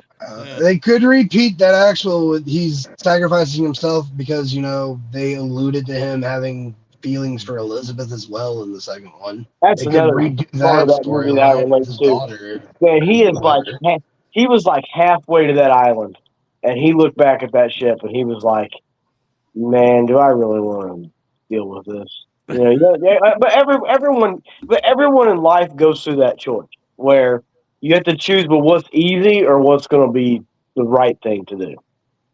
My mindset every morning before I walk into the school. No, that's wild. I've been there. We got our loyal listener Slara with a new profile pic in the chat. Good to see you, Slara. That's awesome, no doubt about it. So there you go. Happy to have you here as always, for sure. Love to have your viewership. We also got a bit of casting news when it comes to the God of War series coming to Amazon Prime. Dave Batista has officially been cast to play Kratos in the God of War series. Earlier this month, Variety reported that Batista was in talks to play the role after the original actor Ryan Hurst, who was announced as Kratos in January of this year, suffered a torn tricep on set that required surgery and would have delayed restarting of production into 2027. So now Batista is locked into the role, and any footage of Kratos will have to be reshot at this point. But I ain't gonna lie to you, looks-wise, this is a better fit if you ask me. I know Batista himself talked about he didn't want to play a lot of roles without his shirt on, like Drax the Destroyer anymore, because he's getting older. But you can cover him up with some armor and stuff like that too, so it wouldn't be as First of all, Kratos didn't wear armor. Okay, whatever. This sort of thing here, you know what I mean? Like, but anyway, he didn't need that. I mean, I think Batista can still pull this off. And actually, this is a AI rendering of what he looks like. Yeah, this is what he could look like here. So, thoughts on this as gamers yourself? You think this would be a good role for Dave Batista? Yeah, he kind of. Yeah. I mean, I feel like he's gonna. I don't know. I mean, but Kratos, he's kind of. I mean, he. I don't know. It depends on if we're telling the old man Kratos story. If we're gonna pick up after Ragnarok, sure. Yeah, I couldn't tell you anything about where the story. That leads down a rabbit hole of woes. Yeah, but you could do that. Now he's the father of Loki. Yeah, that's also true. Hold on, he fought with his brother. Yeah, no kidding, right? Yeah, and of course, Dave Batista's also lost a lot of weight and some muscle mass in recent years. Will he be bulking back? But at the same time, he's still pretty jacked. Let's be honest. I mean, but I mean, even like a couple of years ago, it was like he was looking scary thin. Like, is he gonna die soon? Yeah, I think he was. I don't know if he was. There's something going on with his health. He's not telling no one yet. Right. I mean, I don't know if it's an Ozempic thing. I know a lot of Hollywood actors have kind of been just to cut down, or they just stopped using steroids. In Rock and Batista's case, I don't know. Either way, but either way, I think that they look healthier. Don't be wrong, but doing a role like Kratos, so yeah, you're probably gonna have to at least have some sort of muscle on you, no doubt. So I don't know. We'll see how it plays out, but I'm interested to see how at least this works out for Dave Batista. We also got a little more news from Jafar Jackson, the actor and nephew of Michael Jackson, who played him in Michael. He says the sequel to Michael will give more insight into the child abuse allegations, which we all kind of speculated would be they'd have no choice but to do. He said though, the allegations will let Michael's voice be heard. So it sounds like they're at least going to tackle this from Michael's perspective. That'll be And to be honest with you, if that's how they're going to tackle it from how Michael Jackson saw the allegations, that may be the only safe way of going about it. Because, like, if you try to say he was guilty, innocent, he was acquitted, mind you. Let's keep that in mind as well. But if you try to take a stance one way or the other, you're going to upset half of your fan base most likely, because there's obviously differing opinions. But if you just show it how Michael sees it all and how he felt, that may be the only way to go about it. So do you have any thoughts? And it's also on an interesting take on the situation too. I know. We're getting to see it from his perspective. Or at least how the family, or at least what he went through. Yeah. Sure. So it's. And I know he always denied any of the allegations. Now, the first film did a pretty good job of laying the seeds for, like, you know, the painkillers he ended up being on after he had the accident where his hair caught fire.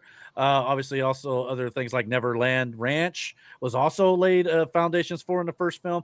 And, of course, you know, all the abuse and stuff he took as a childhood star and all this sort of stuff that could have led to things that ended up happening later in his life. So they laid the groundwork pretty well.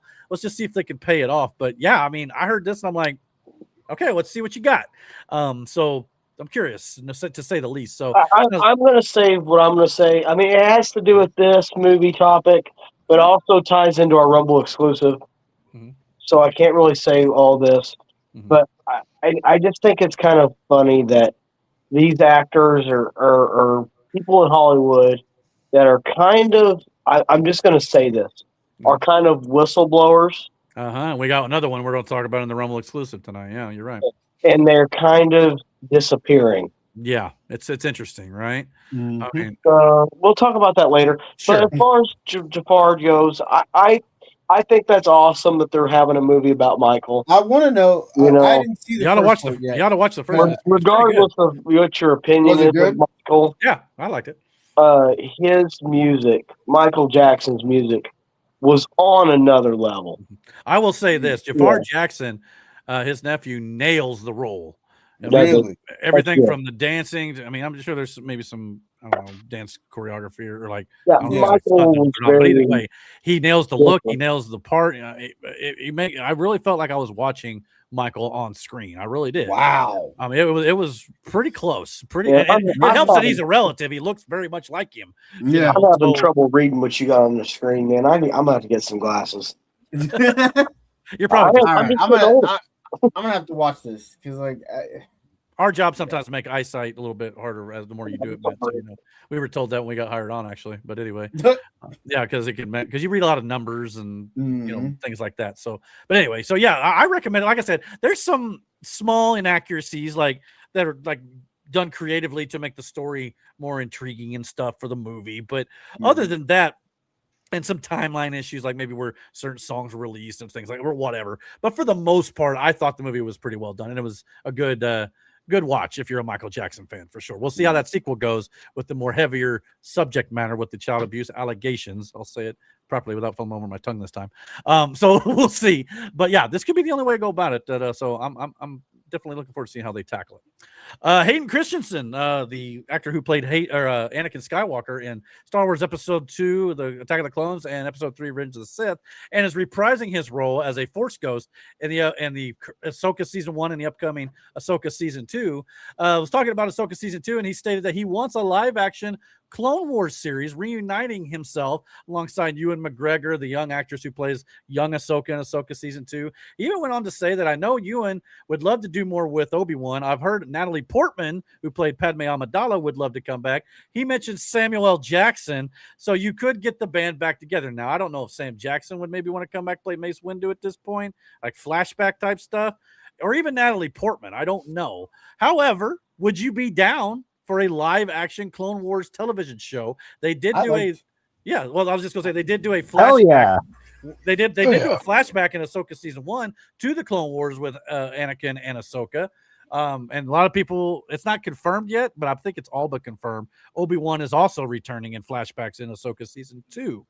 So, yeah, thoughts? Absolutely. Yeah. 100%. I'm going to go for this. Mm-hmm. I don't think it'll be as good as the animated. Probably not. But I think it'll be good. Well, I don't know. Maybe. I enjoyed the animated version of this. There's only one problem with the Clone Wars live action. Mm-hmm. How are you going to do Dooku? Well, it doesn't necessarily mean you have to go against all the characters that are in that timeline. You could do stories outside of certain characters like Maul or, we'll have to wait and see. What do you mean how you do Clone Wars without Dooku? Well, Christopher Lee, I hate to say it, Aaron, he's no longer with us. I know, but like, how many people have died through this series that they have still used? Sure, you can recast. Recast. No, I'm not talking about recasting. How many reuse have they still used their face, their likeness, their voice? Sure. Well, you would have to have a body double if you're going to do it that way, like they did Luke. I'm talking like CGI. Sure, like they did with Moff and they did with Luke.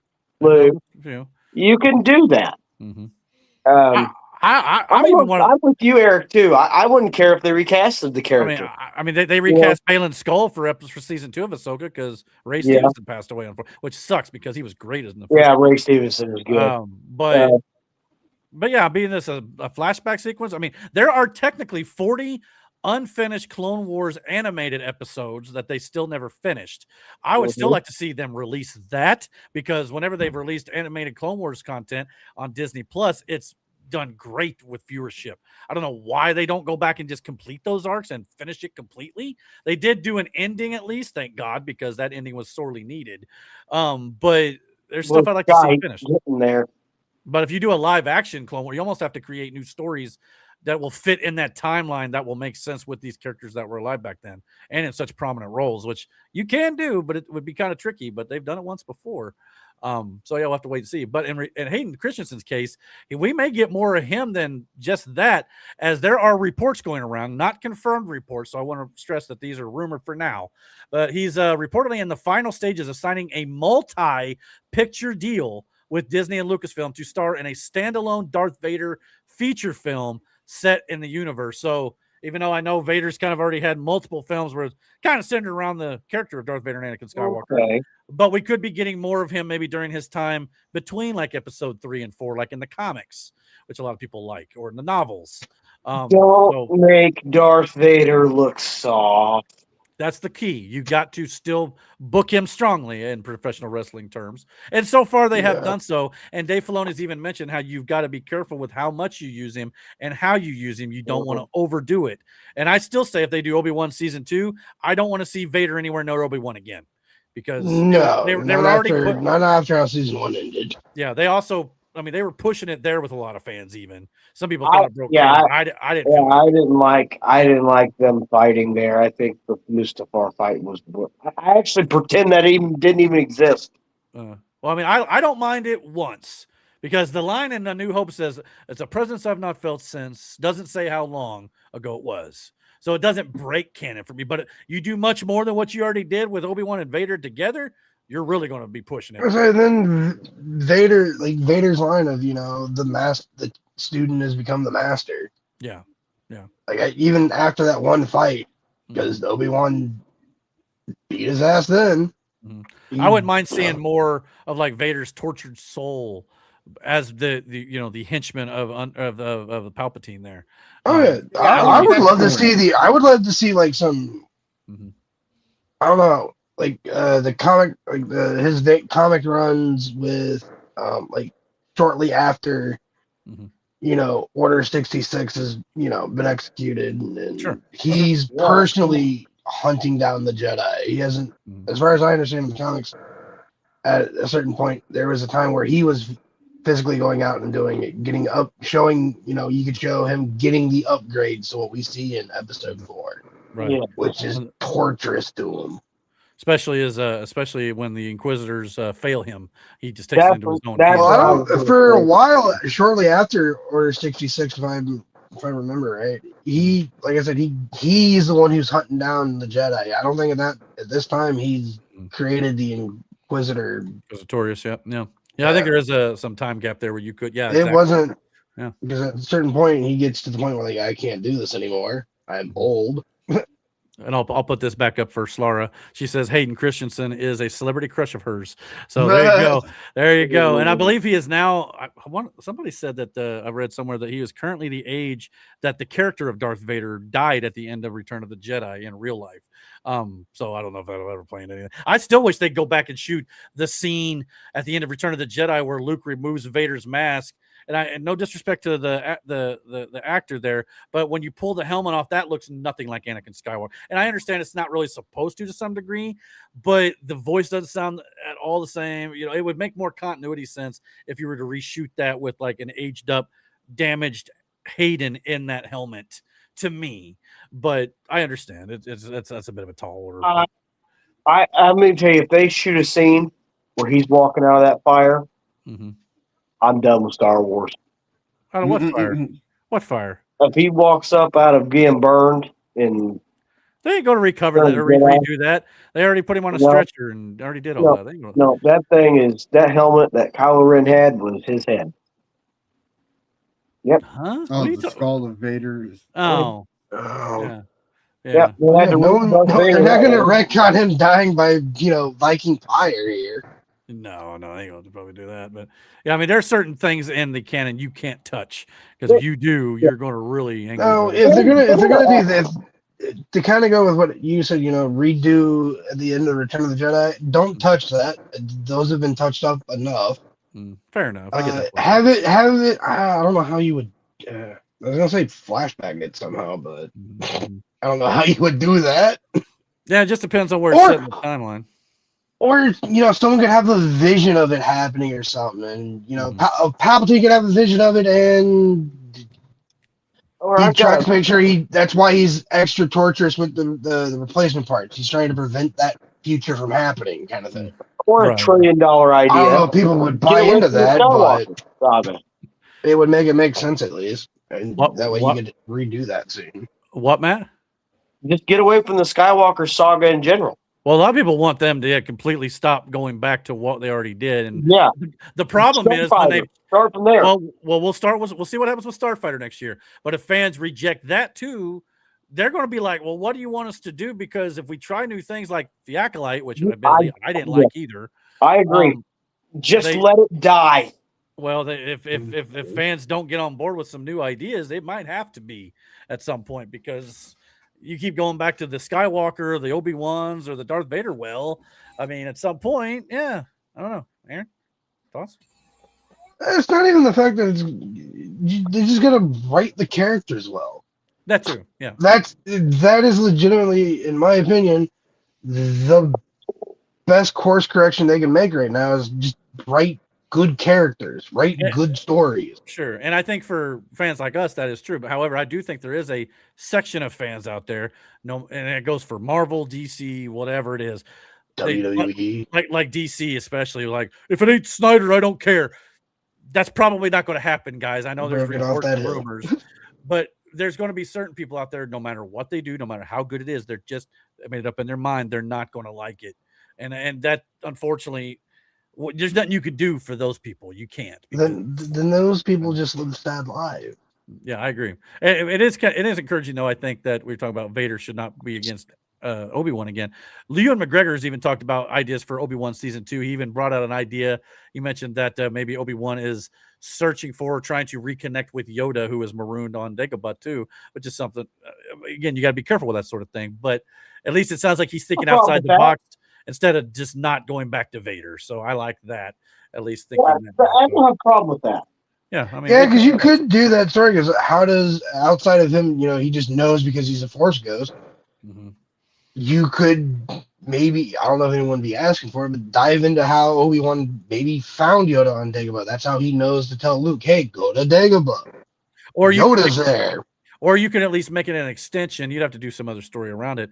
It doesn't sound like we're going to get, Liam Neeson to come back as Qui-Gon to teach Obi-Wan how to be the Force ghost. It sounds like that. That sounds like it'll be happen off screen. However, I'd love season 2 just to be about Liam teaching him about how to become a Force ghost. Perfectly that would be dope as shit. Give me more Ewan and Liam. And then that an extension of that would be him learning to communicate through the Force with Yoda. I'd be fine with that. But I don't know if Qui-Gon or Liam wants to come back for a longer stint than what he just did in a little, tease there. But and I'm fine with it being off screen too. I understand that too. So yeah. Yeah. Well, Aaron's like, I wanted to say Miranda has been saying this for a while, is we need to be open to new stuff. Exactly. For sure. So I don't know why you put that in a private chat, but because you're not getting a word in edgewise there, or just got a lot of stuff going around there. So yeah. And I think too that that's true. With the Star Wars world itself, like you kids, have way more freedom when you do these movies. So like to change a character, or you know what I mean, or to recast a character, it kind of still fits in the narrative of Star Wars because it is that kind of, I don't know, say plug and play world, but essentially that's what it is. Like you could bring these characters in and out. Well, and it's interesting too because they've got this thing going on in Ahsoka right now, kind of like the novel a little bit, where Thrawn has some help from like magic users or whatnot. Mm-hmm. In the show, he's got the Night Sisters, which were like the Dathomirian witches. Darth Maul was the male counterpart to the witches on that planet. Darth Maul is currently in his animated show grooming a new Sith apprentice, which a lot of people speculate will become Darth Talon. Darth Talon and Darth Maul, and I believe George Lucas's original scripts for episodes 7, 8, and 9 were the villains. They survived. Now, obviously Darth Maul passes away, but the hands of Obi-Wan. But with the Dathomirian witches, they've brought people back to life before, Darth Maul basically included. I'm just saying, I hope they don't bring back Maul again in the sequel stuff with the Mandalorian and all that sort of stuff. But Darth Talon, I'd love to see her show up down the line for sure, as the new apprentice, as it were. So time will tell. There's a lot of things you could do. You just got to write it, like you said. Better. Bringing Darth Maul back in the Mandalorian saga, it's like pooping in your big boy pants. Well, I think a lot of people are satisfied with his end as it finally was. I think you don't want to crap on that too. So yeah, no, Rebels did it justice. I agree. But speaking of doing things justice, we're all hoping that Marvel will get back on the right foot here, and I think a lot of people are feeling like they already are on the right track. But Marvel Studios released this week your rewatch list. If you're looking to rewatch some of the films before Avengers Doomsday comes out, these are the movies they recommend you rewatch before December. Okay, send it to me. Not doing it. It's only 15 films out, in one series. I would definitely recommend Loki, Deadpool, Wolverine, Thunderbolts, First Steps. Here's the thing. If Guilty Pleasure, Multiverse of Madness is a must watch. If you're a Marvel fan, chances are you don't need to go back and rewatch any of these. However, at least it seems like the movies over the last few years might be of most intrigue here with the bottom of this list here ever since Endgame. But for the most part, if you've seen Infinity War and Endgame, probably at least know what happens with Loki and the current state of where the Avengers are, you're probably going to be okay. But if you are intrigued and you don't want to watch all 37 films or whatever they're up to at this point, this is what they recommend. And more so if you got the X-Men stuff. So yeah, that's just your abridged watch if you're interested in it at all. Obviously, don't think we're going to get Miranda to watch all these by hell no. But I think no, not a chance. Miranda to watch the latter match. I don't know. I strongly recommend Loki season 1 and 2. That is they did really good with Loki. I agree with that. I think she's seen everything on this list except for 1 and 2, and X-Men and 1 and 2. Which you'd have to power through X-Men, and then X2 is pretty good. 14 and 15. I think those are the only ones she hasn't. Everything else on this she's seen. And 14 and 15 just come out last year, so they're pretty fresh. But yeah, I think, to be honest with you, 14 and 15 is pretty important. I think based on the overall storyline that they're telling. But again, I mean, I think they're going to Multiverse of Madness is also then important because it talks about the overall grand thing we're going to be fighting right now. Yeah, the incursion. Yeah, and it kind of even dives into it a little bit. So yeah, I think they all kind of vital just based on like Captain America: Brave New World. I think most of that's just like, all right, Cap's looking for a new Avengers team. It's set up in that movie. But other than that. But they've also stated if you've seen Infinity War and Endgame, it's pretty much going to be a sequel to that. So I think you'll be all right. You might need a little explanation, like, "Hey, who's that?" or whatnot. But We're about, I think, a month away from them having the new Doomsday centric themes or scenes. The encore, yeah, Yeah, the encore which they released. Yeah. I hope they put that on Disney Plus before Doomsday, because I would like to go see it, but I kind of don't really want to spend money to go see a movie I already saw in the theaters. I'm not going to either, because this week they announced the runtime of Avengers Endgame Encore, which is supposed to add some new footage tying it directly into Doomsday. Here's the kicker, though. The film is now 3 hours and 5 minutes, which was already pretty close to that, and it's only supposedly got 4 minutes of extra footage. I'm not paying. I will see that footage online, no doubt. Yeah, it'll get leaked or released. I'm not spending money to go see or just the videos talking about it. Well, if it shows, that's probably all the information I'll need is just what they give me. Whatever it is, they need to release it though, so people can buy it, purchase it, own it digitally, or whatever it is. They don't need to be just hiding behind a theater wall. But first of all, you say purchase. I'm not buying a movie I already bought. That too. Yeah. The high seas is what many people. Them doing this just runs into the issue that the Snyder's Justice League ran into when they had the theatrical release, and then we got the Snyder cut. It's kind of running into that same issue.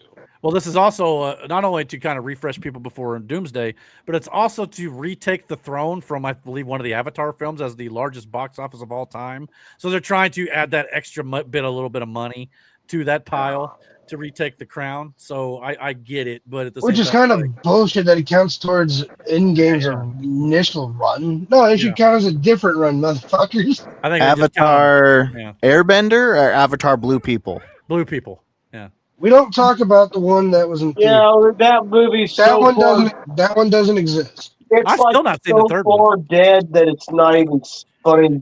Well, put it this way. I've never seen the second one.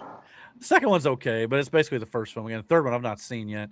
But it's funny that you mentioned that because the second film, probably because James Cameron, the director's on that, who was supposed to do 4 and 5 and wrap up the whole thing at 5, has now even come out in recent months stating, I don't know, I'm getting kind of old. I don't know if I want to do all this the rest of my life. Maybe I want to do other projects. So I'm not even sure we're going to get 4 and 5 right now. That's a good idea. Just end it where it is. Then I really hope 3 doesn't end on a cliffhanger. Yeah, I just hope they wrap it up in 3 if that's the case. But yeah, so we'll see. Depends on when he fucking made that decision. I know, so time will tell. If that's a brief, he might have fucked up. Well, I don't know if it's Fast and Furious levels of too far at this point, but we'll see. But we did get a couple of other news items when it comes to Marvel. Marvel did announce a new release date for November 9th, 2029. So now that sets the Marvel Cinematic Universe. This is what the slate looks like outside of the May 30th or 2030th date here at the bottom right. Kind of just don't look at that. Everything else is 100% accurate. So you got Endgame, Vision Quest this year, and Avengers Doomsday. Next year, Daredevil Season 3, Avengers Secret Wars. There's going to be a Miles Morales movie and X-Men 97 again as well. Then 2028, you got X-Men, Ghost Rider, and Black Panther, 3 films, and then 3 untitled films in 2029 now. So, and I'm sure there'll be other animated stuff and television. They're actually supposed to be going over some potential television shows that are in development coming soon. I believe there's a New York City Comic-Con at the early end of October. So even though Marvel said we're probably going to back off on TV shows outside of animation, just focus on films, now we're getting television announcements in October maybe. So I don't know how good quality television. Keep them coming. At least if you're going to do it, do sporadic, like one a year, like Daredevil, and then throw some animation and then the movies. You don't need to like 4 series a year. Knock that off. No. You don't need all that. But anyway, sounds like this is what their main focus is on. It's the films, and that's a good thing. So, but that's kind of your current slate as it stands right now. So yeah, got any thoughts on where they're heading or the announcements they've done over the last few months? I know it's like this is so much shit. Like, they should make like superhero sitcoms, like what they do in their day to day. That would be hilarious. I mean, we kind of got that with WandaVision. A little, but I see what she's saying.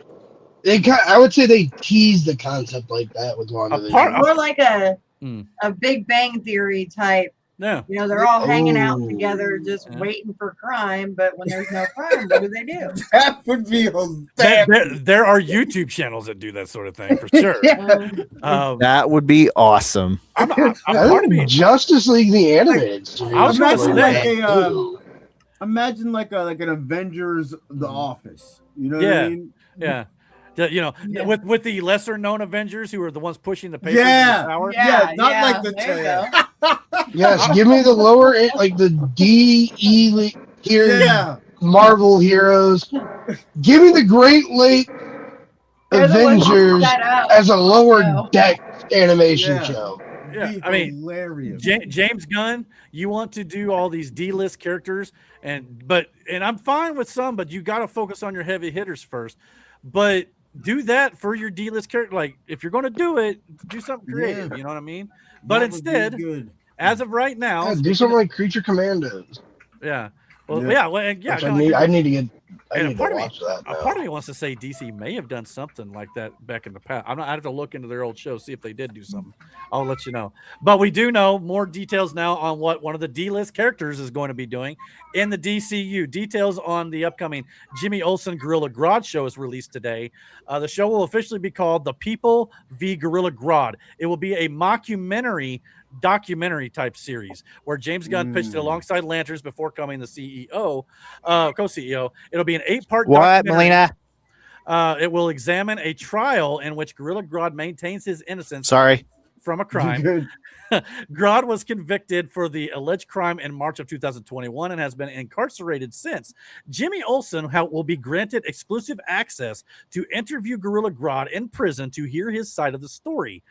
So at least it sounds a little better than initially when I heard about it. This sounds like he'll be doing some investigative journalism work at the Daily Planet to try to understand what is going on and whether or not Gorilla Grodd is guilty of the crime he's accused of. So that makes a little bit of sense. And they put out this Daily Planet press release to kind of announce the show is going to be going into filming soon. So sounds like it's coming maybe within the next 2 years. So thoughts on that? This better take place in oh shit, what the fuck is Barry's? What is the Flash City? Is it Star City? No. No, I can't remember that's that. Green Arrow. Yeah, sorry. It's not Coast City, is it? No, I can't remember the name of the It's city. I should. I watched that show like crazy. But This is why I'm glad I but have like work this like is a that cool now. concept for TV. This is kind of like what Miranda was saying, about like a sitcom. Like this is a cool concept Central for Central City. Central City, yeah. It needs to take place in Central City with Grodd. And it might. That is a Flash villain through and through. Mm-hmm. Yeah, I would rather watch 15 hours of Shark Week. Brother. Hey, a lot of people love Shark Week. Don't doubt Shark it. Week is awesome. Yo, King Shark on Shark Week, let's go. Oh, King Shark would be Shark great. is so Can you old. imagine a Shark Week with King Shark? Yes. Dude, yes. Bro's just hosting Yes. it. Yes. Yeah, Actually, would be kind of cool. yeah, that'd be fun. He gives up the life of villainy, goes into hosting Shark Week in the DCE. Again, it's a good way to interject certain characters and places, man. Now, this will introduce the first Flash villain to the DCU, which again lays the groundwork. But again, just people are just so starved for Batman, Wonder Woman, the heavy hitters, Flash. Well, I mean, hold on, no, because Captain Boomerang is also he was a Flash villain, but he was also in the Suicide Squad. Well, but that's not the same universe. All right, fair, never mind. But if you're going on this, but I mean, some more of that, please. And maybe James Gunn will turn this ship around. But if Man of Tomorrow and the rest of Lanterns don't hit or whatever, it's going to be a problem. Now that does. I don't know, but you cannot say that Lanterns shit. You take back that. Lanterns. I didn't. Hey, Lanterns is gonna slap my brother. No, I didn't say. Did I say it sucked? I just said if they don't hit. I didn't say the first episode sucked, did I? No, but a lot of people are hating the ending of it. I know. Now that's where we're going to get. What in the hell is that sound? It sounds like you're just snorting a goat or something. I was sick over last weekend. Thank you. Got you. All right, I just want to make sure. Still you're good. recovering. Oh shit! You sound like a snorting goat. Anyway, I hope you feel better. Truly, I do. Anyway, I'm just like, what is it? But anyway, so Green Lantern season 1, episode 1 debuted last Sunday. For those of you who have not seen it and don't want to be spoiled, I'm going to give you a quick spoiler warning. Come back in about 10 or 15 minutes. We're going to talk about this episode real quick.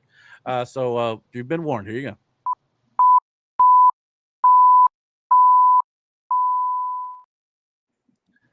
All right. So Lanterns season 1, episode 1 earned 9.3 million views in its first 3 days on HBO Max. That is the biggest debut ever for a DC studio show.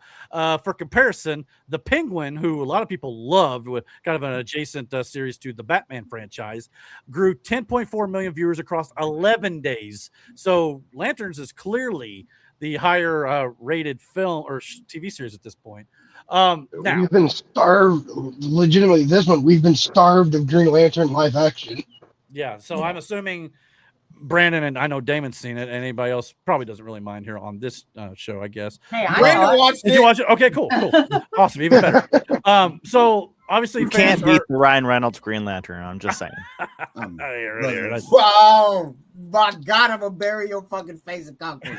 Oh my Lord. Well, you can bury him right next to Hal Jordan, because apparently the big hubbub right now, which we talked about on the channel, was the reports were stating that Hal Jordan was going to die at the end of episode 1, and those reports turned out to be 100% accurate. Hal Jordan in the 2026 timeline is seen frozen, sitting on a high school bleacher bench with a bullet wound in his forehead, missing his Green Lantern ring that was supposed to go to John Stewart in this series. Now, obviously, this series took place, 30 years ago. We saw some footage from 20 years ago, 10 years ago, and now the current day. So there's going to be a lot of time jumping in this series and this season. And I'm just going to say my theory right here. I know the writers and the producers of the show have said, yeah, Hal Jordan's dead. But we are also dealing with a series that's going to introduce the Manhunters, and they are shape-shifting beings. Now, I don't know if that means when they die, they go back to their original form or not. Doesn't necessarily mean it has to in this universe, even if it did in previous universes. But perhaps this could be a shapeshifter who's dead. And it may not be Hal Jordan who's dead here. He is missing the ring. If it's not him, logic would dictate he would not have the ring. Or someone stole the ring off Hal's body, and it is Hal. We don't know just yet, but all indications are that he is dead, and we'll see more of him through flashback sequences and how John has to figure out what happened here throughout the season. So I want to get all y'all's thoughts, but Brandon, since you're the big Green Lantern fan, I want to start with you. What did you think of the debut? Does it live up to your hype a bit of the lore, everything it could possibly be setting up? And if Hal's dead, could he come back as the Spectre or Parallax, or I don't know, there's a lot of comic all lines. Those are possibilities, even if he is dead. But even with the shapeshifters, sure, it when he's talking to the guy in the interrogation room, the guy says they damn near copy and mirror exactly what the human body looks like and everything else. And if you go the episode, those were aliens that were killed. And they didn't return. You know what I'm saying? You may be 100% correct. That may be. They may have just showed you that on purpose so that. Yeah, exactly. So, I mean, but again, if the writers are saying, yeah, Hal's dead, they're not going to tell you the twist if he's not.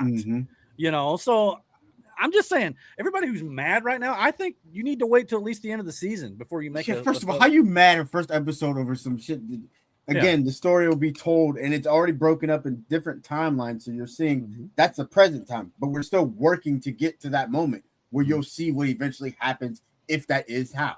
So something about that hologram in the ring from like 10 years ago or whatever, too, of how something about that's going to play into this too. I got a feeling. So I mean, spoilers. Yeah, we already covered that. I hope you should have been dipped out. Anyway, it's only one episode. It ain't going to kill you if you did, but it is kind of a big reveal. But yeah, I've already put up the spoiler warning. Sorry, Aaron. I thought you watched it. You said something about it. But I know. I mean, I had it spoiled for me, but I still enjoyed the episode. Yeah. I mean, I knew he died before I actually watched it. Yeah. I mean, we all pretty but much. I still enjoyed the episode. Yeah, and the intrigue is what happened. who's involved? What got to this point? That's what John's happened. journey is. Yeah. What That's happened? Yeah. That whole bar scene. And then what happens? Oh yeah, he ends up sleeping with the guy's. Yeah, I said to Miranda, wife. Yeah. I said as it happened, I was like, "Don't go outside. It's a setup." Mm-hmm. And then Not what good. happened, Mm-hmm. and when he called him grandpa, when the lawyer said my dad, and then we got to see the dad, I said to Miranda, he looks awfully fucking young to be a granddad. Like, and then when the lady walked up and the little kid goes, "Grandma," while Don's standing there, and he puts 2 and 2 together, I was like, "Wait, that's your grandma?" Like,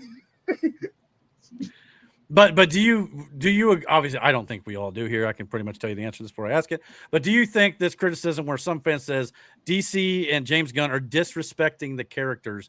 I just feel like it's too early to tell. I don't think you can say that yet. I mean, if you're basing it on what you just saw, you're not basing it on where this story leads or ends. You just don't know yet. You could be absolutely right, but even if you are, they already showed you how Hal's been a Lantern for what, 40, 30 years or something like that at this point. So there's no saying that you can't go back and tell more Hal Jordan stories with Kyle Chandler as the lead role. Or like I said, there's comic lines where he comes back as Spectre or other. It's comics. People come back to life all the freaking time. So and I will say, I don't know. I love the actor who's playing John. Preston. I think it's great casting on both parts. Oh, absolutely. Yeah. So he shot an apple off his head, by the way. Still prefer Ryan Reynolds. Yeah, that scene's a bit like, what the fuck? Then like when he says to the kid, like, "What did you used to do when you were fun?" He goes, "Oh, my dad shot apples off my head." And the kid just kind of looks at him like, "What?" Well, and the cool thing about that scene is behind the kid on the garage wall there. First of all, you're shooting guns off a neighbor. No one's calling the cops. Number one. Number two, the you could tell that they've clearly been doing this apple routine for a while, because the bullet holes go up his entire height as he's grown. Yeah, so, bro was at least 4 when this shoot started. Easily. Yeah. So, but that would be a way to build, no fear. And that's what they're doing with that's what they're doing with the character. Is he was a Marine sniper. He had to have no fear. He had from a very young age, he's been trained to have no fear. And that's the thing. This is still also messed up, but yeah. And ultimately, I think that's what at least this season's about. Is we're gonna see John kind of learn that it's not just the no fear. Yeah, it's also the willpower. But also to too, do like that. with this is interesting in this aspect of like the background story is somehow the U.S. military knows and is involved with the Green Lantern Corps because he was picked to do this. Yeah, and it's never specified whether the Ring actually picked John. Or if he was assigned to this because of whatever deal. But again, that means that the U.S. government has a deal with that's the Lantern Corps itself.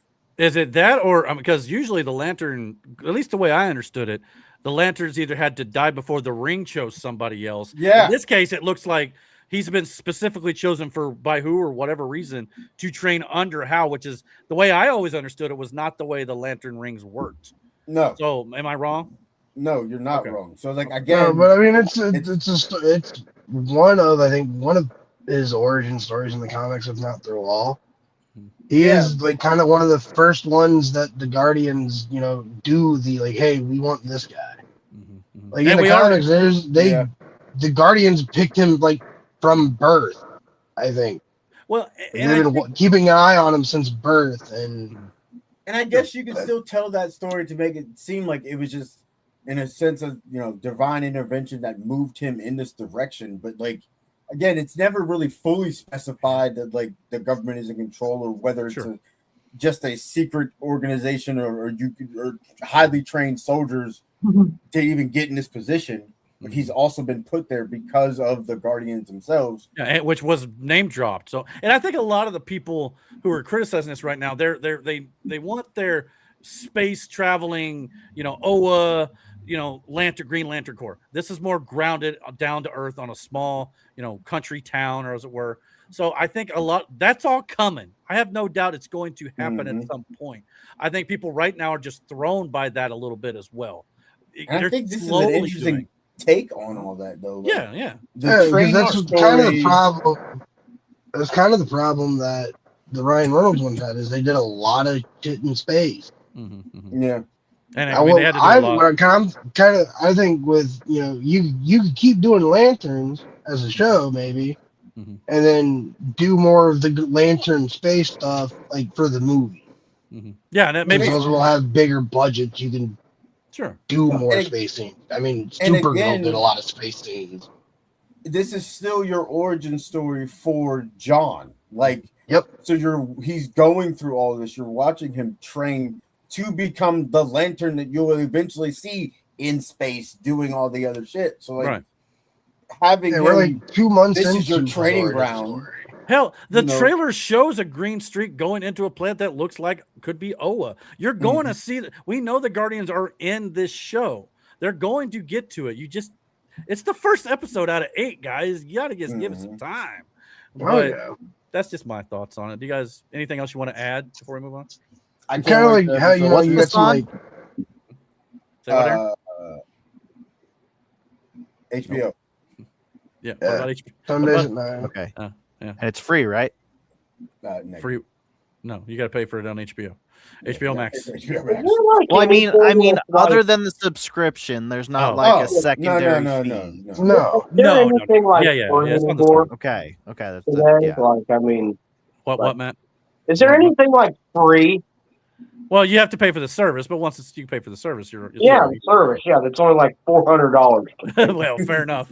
I mean, it's not that much. It's under $20. Yeah, I think it's like 14, anyway. 15, it was good enough that Miranda watched the whole thing. So. Oh, that must be good then. We might go see that then. It's kind of what you're talking about, Eric, with like the military potentially knowing, or That's definitely something she'd definitely be in. Did you enjoy it, Aaron or Miranda? Did you have any other thoughts on it? Not just call it Miranda. It was good. I get my names twisted. Sorry, Miranda. Okay. That's cool. She liked it. She was mad enough. Hey, there are worse names she could have been called. Yeah, like Matt. Yeah, I called Miranda's name the other day. I'm not going to bring it up. Well, you probably better not. You might get beat down, depending on what it was. Tired. Just stop with your trash talking. But yeah, it was good. I enjoyed it. I can't wait till next week. Well, like I said, you know more about the lore than I do, so I'm kind of deferring to your comic expertise to some degree on this, to how it ties in the overall Green Lantern stuff. So. Randy got mad at me because I commented on the when he made the money. Oh yeah. If only. She basically said, "I'm a wealth of knowledge for stupid things." I understand. I get it.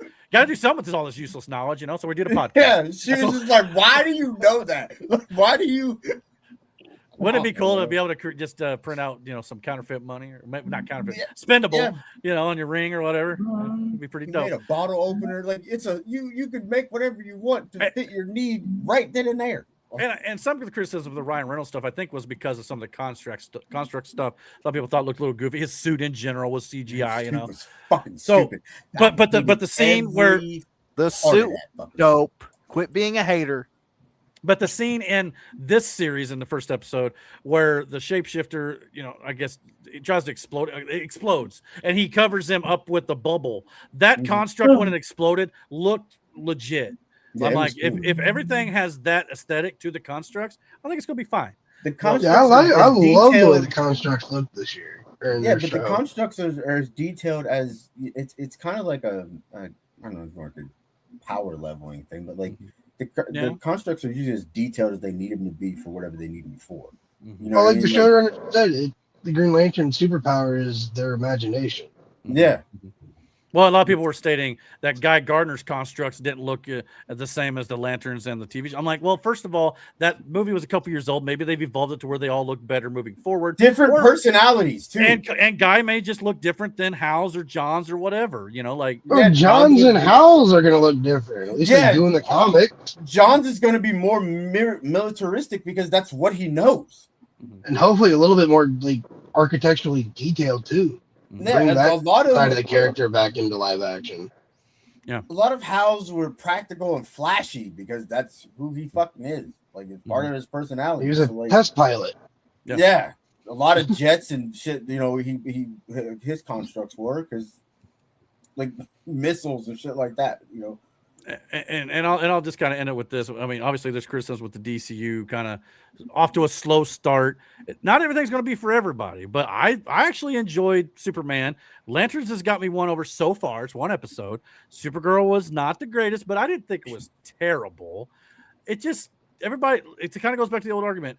Not everybody's going to like everything, and some people I just think don't want to like it because it's not Snyder or got to move on, guys. I mean, well, here's the thing. I got one last thing to say about how this.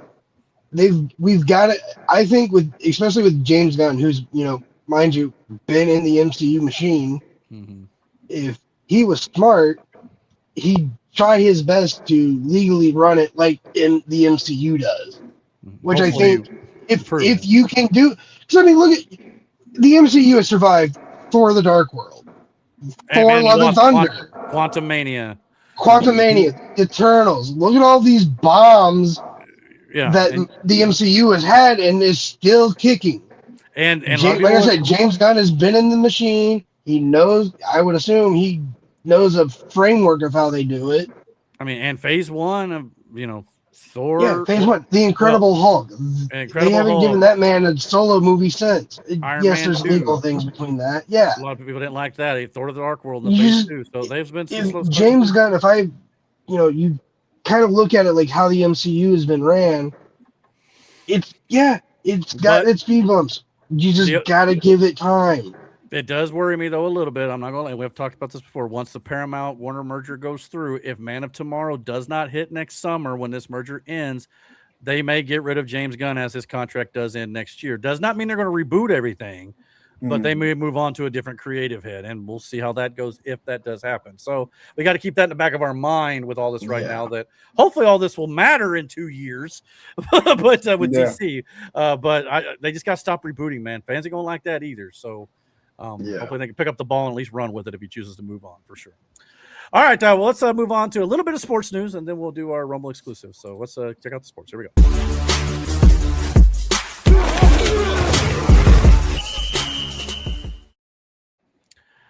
All right, we are officially 2 weeks away from our fantasy football draft. We're already excited. Yay, as the grumbles come in. I get cracked up. Whenever I mention fantasy, you're all just like, I'm not like that. I'm excited. Yeah, Aaron's like the one smiling guy. Like, yeah. Aaron, how are you going to draft this year? Out of curiosity. What? How are you going to draft this year? That is a good question. I haven't decided my strategy. Okay. All right. First step was picking my keepers, and I got that done. Second step is to find a strategy. We're not going to go off Smiles this time? No, Aaron. Not Smiles. Keepers. Not Smiles. Nope. It's all frowns. Yeah. Should I do the frown? Whoever looks the meanest. The meanest. Go by. I got another solution. Go buy a rest record. Whoever has the most arrests. Oh Jesus! What are the odds though that they'll get arrested again and I'll have to drop them and pick something else up? Right now, Ricky Rice owns that record. I didn't say it wasn't risky. I just said it's an option. I got sports news. Yeah, what's that? Anthony Richardson just requested his release. What? All right, since it's you, what's your source? Twitter. It just posted. He said Twitter. Do we have an organization right now? Twitter? It just dropped on my phone right now. Was it Adam Schefter? Twitter, X. I know what Twitter is. Who posted it on X? I don't know. I can't open it. I can't open it while I'm on Dragon's Den. All right, so fair enough. There are at least one. I did see one tweet where it says he's requested his release, but I don't know. I mean, I've not seen a ton of them here, but it is early days. So don't draft Anthony Richardson. Proceed. But then the Colts also a couple days ago signaling they may plan to keep him. So I don't. He was already up for a trade option, so I don't know what's going on there. But he did outplay Riley Leonard last week. Well, let's wait and see tomorrow's game at 1 p.m. just before we really worry too much about it. But yeah, I'll keep an eye on it for sure. And if anything changes there, we'll let I'm you know. not worried about it at all because he really doesn't matter to Talking me. about AR. Yeah. What did he go to jail for? Wait, what? No, he didn't go. No, he didn't go to jail. Aaron. No. Oh, you mean released from the team? Hey,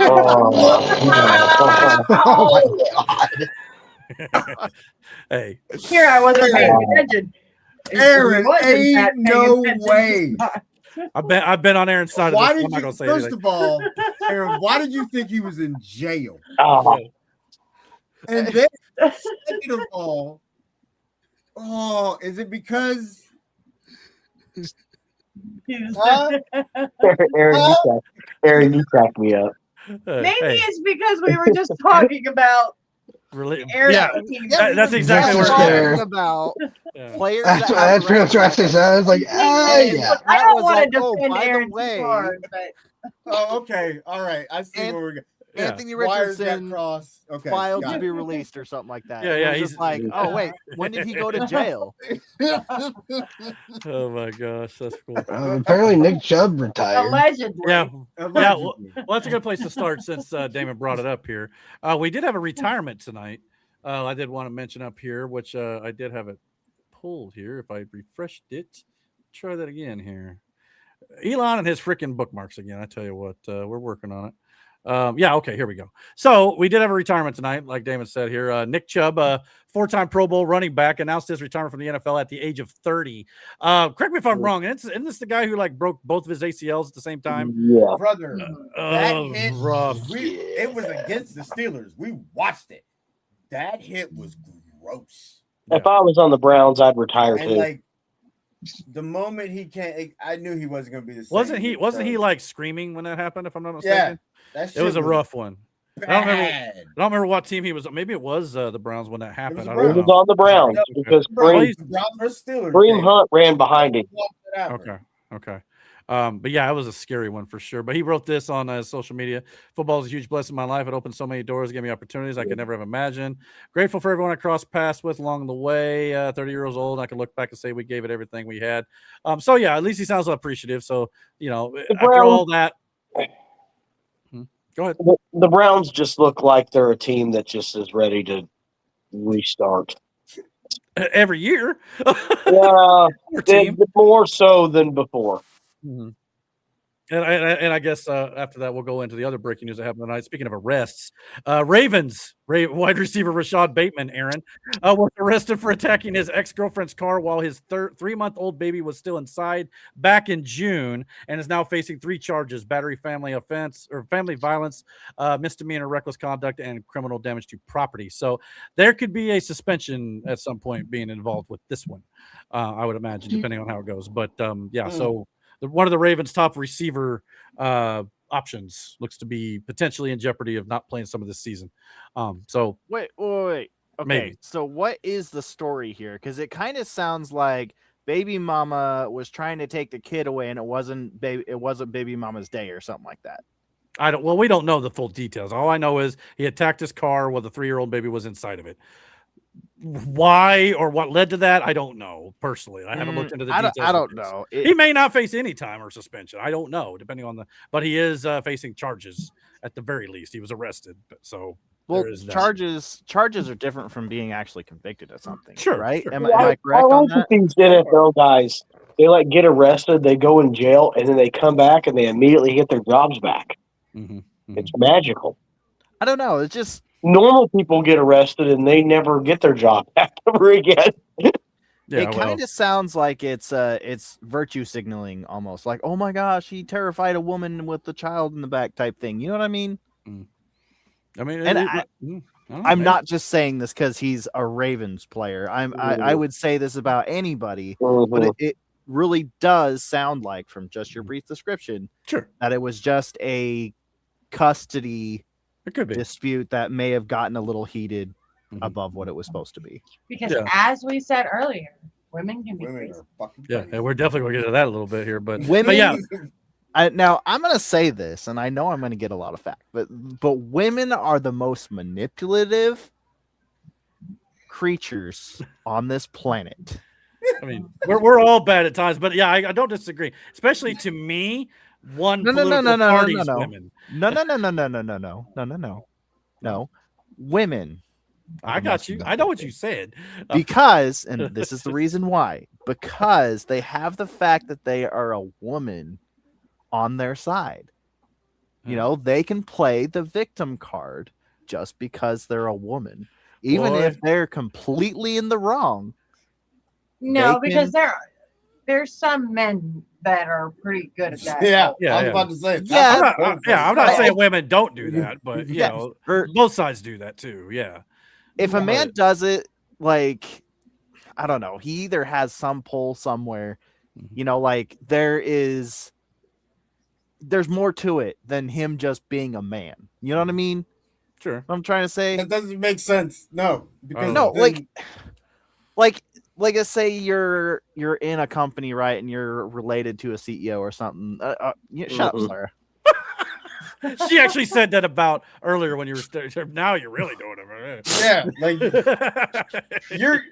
This sounds like just a manipulative person, because I know guys are just conniving. Don't get me wrong, but we have seen women, to Aaron's credit, where we'll accuse a guy of sexual or SA, let's say that for YouTube's sake right now, or you know, many other things, and then turns out they're just flat out lying. But on the flip side of that, guys lie about crap too.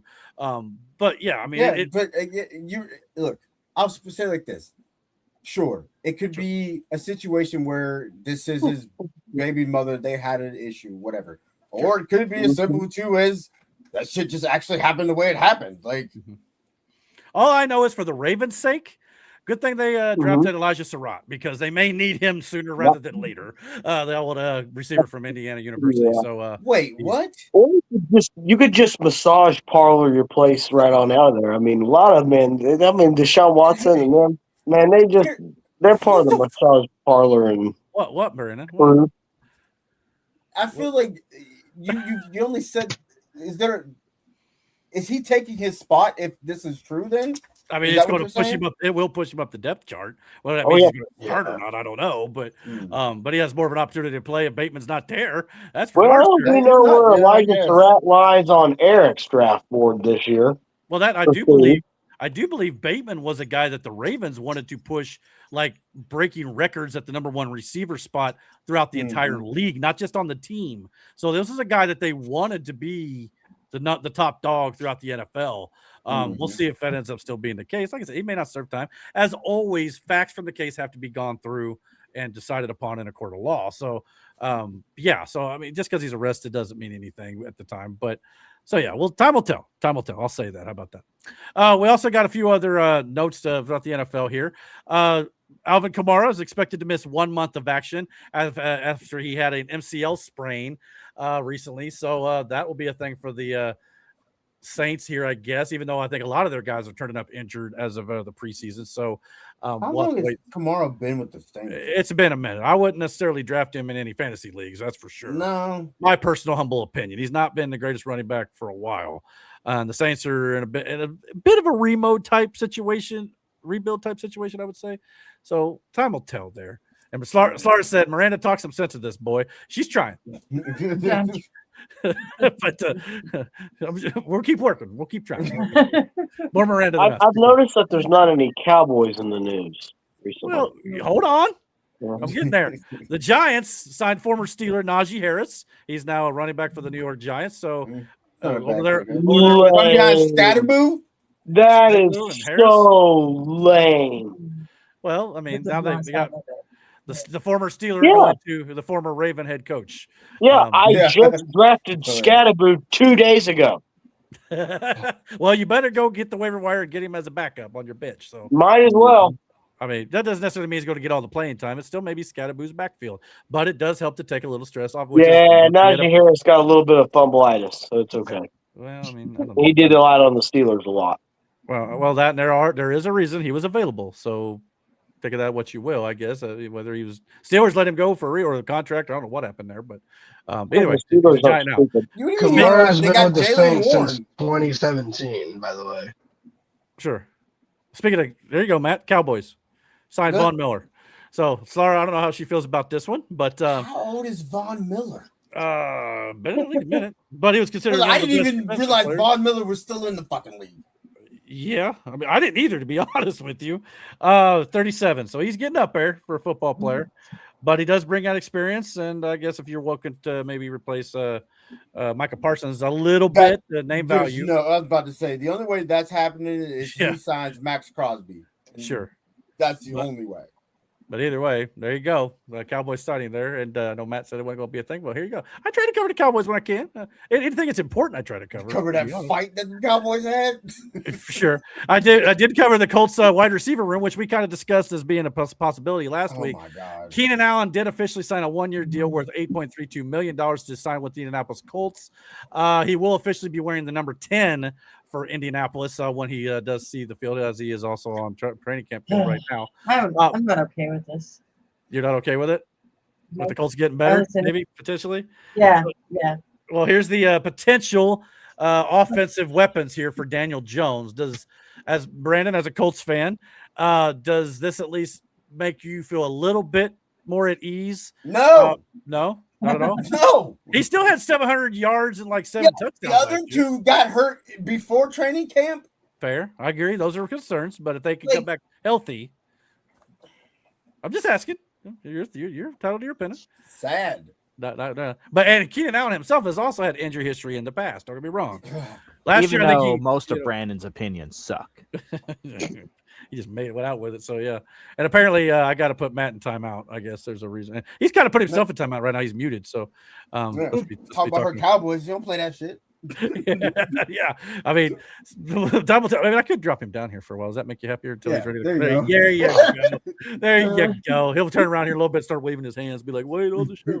But anyway, so yeah, I don't know. I mean, we'll see. This is mostly, I think, to kind of replace Pittman a little bit, get some veteran presence in there for Downs and Pierce and Warren and all that sort of good stuff. Hold on, dude. Let's be real. Yeah. Is it the same Keenan Allen? No. But 700 yards, 4 touchdowns, I could see that. Not a fantasy weapon, but a guy who could at least draw some coverage, a big target, maybe in the end, the red zone. Maybe he goes up and gets it. Still does Keenan Allen still doesn't bring the same. Sure. No one is at this point. DK Metcalf going to the Steelers. Yeah. You're like, yo, that's still DK Metcalf. Sure. You're not saying that about Keenan Allen right now. You know what I'm saying? Like, it's not the same. Right. You're welcome. Yeah, I understand. I get that too, completely. But yeah, I just think this is based on a positional need right now, because I don't know if I think Laquan Treadwell and Ashton Doolin are ready for the role.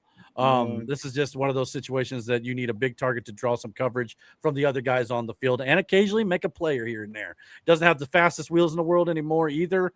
But like I said, 700 yards, I think 7 or so touchdowns last year. So it's not like he's irrelevant. He is in fantasy basically, but as a good hand on the team, could be okay. But yeah, I think most of the offense will roll through the rest of the younger talent for sure. But time will tell. We'll see how it ends up playing out. Hopefully, it can surprise us. Speaking of the NFL, here we got some news from Roger Goodell. He's talked obviously in the past about branching out the NFL to international markets, and we've got like a record-breaking, I think, 9 international games this year, with 10 scheduled for next year already. So he came out this week and said at some point, quote, "There will be NFL teams outside the United States. I have no doubt that this day will one day happen." So what are your thoughts on? We've talked about. I just don't think it's practical unless it's Mexico or Canada, but overseas like Europe and stuff, or even further, away games would be nightmares. You know, I just don't think that not necessarily. Not necessarily. Oh yeah, how's that? Depends on how you schedule them. Mm-hmm. No, do you remember a few months, probably 6 months ago? Bullet trains. We were talking about the like high speed supersonic travel under the ocean or something, I think. Yeah. Well, no, these are planes or so to speak. Oh, okay. Pat actually was talking about it on his show sometime this week. Yeah, they're called Concorde planes. We had some before, but it really didn't work. Well, that's what Pat was talking about. Mhm. But think about it more of an Elon technology too, where it's like a rocket, so to speak. Okay. I think I did read something in passing about that. So yeah, I guess of course he didn't that say would make it a possibility. But Sure, also too, again, scheduling would be scheduling. Mhm. If there was, I was throwing this idea around with Matt. I would have, but your ass wasn't at work, even though you could have been at work. You Anyway, could text me. I know, but I said if it does happen, I feel like it would be England or London, and then either New Mexico. Matt had a good one. New Mexico's a state already, but sorry, shit. I got you. I got you. Had to give you hell. Anyway, yeah. All those New Mexicans. Yeah, just shut up. You know what I mean. And Matt had a good one. Baby Mexicans. Matt said Canada would have Trump build the stadium, call it Trump Stadium, and then it'd be the Canadian Trumpers. Be the name of the team. I fucking died. But anyway. No. Or would you think it would go the UK or London and then Germany? Yeah. First? They've definitely been doing a lot of Germany games. Because you have to do 2 teams. You can't just do 1. Yeah, I would think so. So if they do it, like I said, you'll get 2 teams out of it. Might even have to do more depending on divisions and how you do all that, but yeah. Yeah, that means too that then the divisions have to get realigned again. Sure. So like which I think is probably overdue to begin with, but because of rivalries, they like to keep them. But this will give you new rivalries. You'll be fine. Sure. So, and it's worth pointing out too, Roger Goodell says has no doubt that will happen one day. He doesn't say next year, 2 years from now. It could be 10 years plus from now, depending on how travel can advance in that time frame or whatever. Hey. And if it advances, maybe he's talking about later down the line. Who knows? Yeah. The whole point, I believe, that they were doing this, they were doing these games outside of the United States, is this was their practice run. Sure. To see if it would be viable. Right. And it seemed like it did well.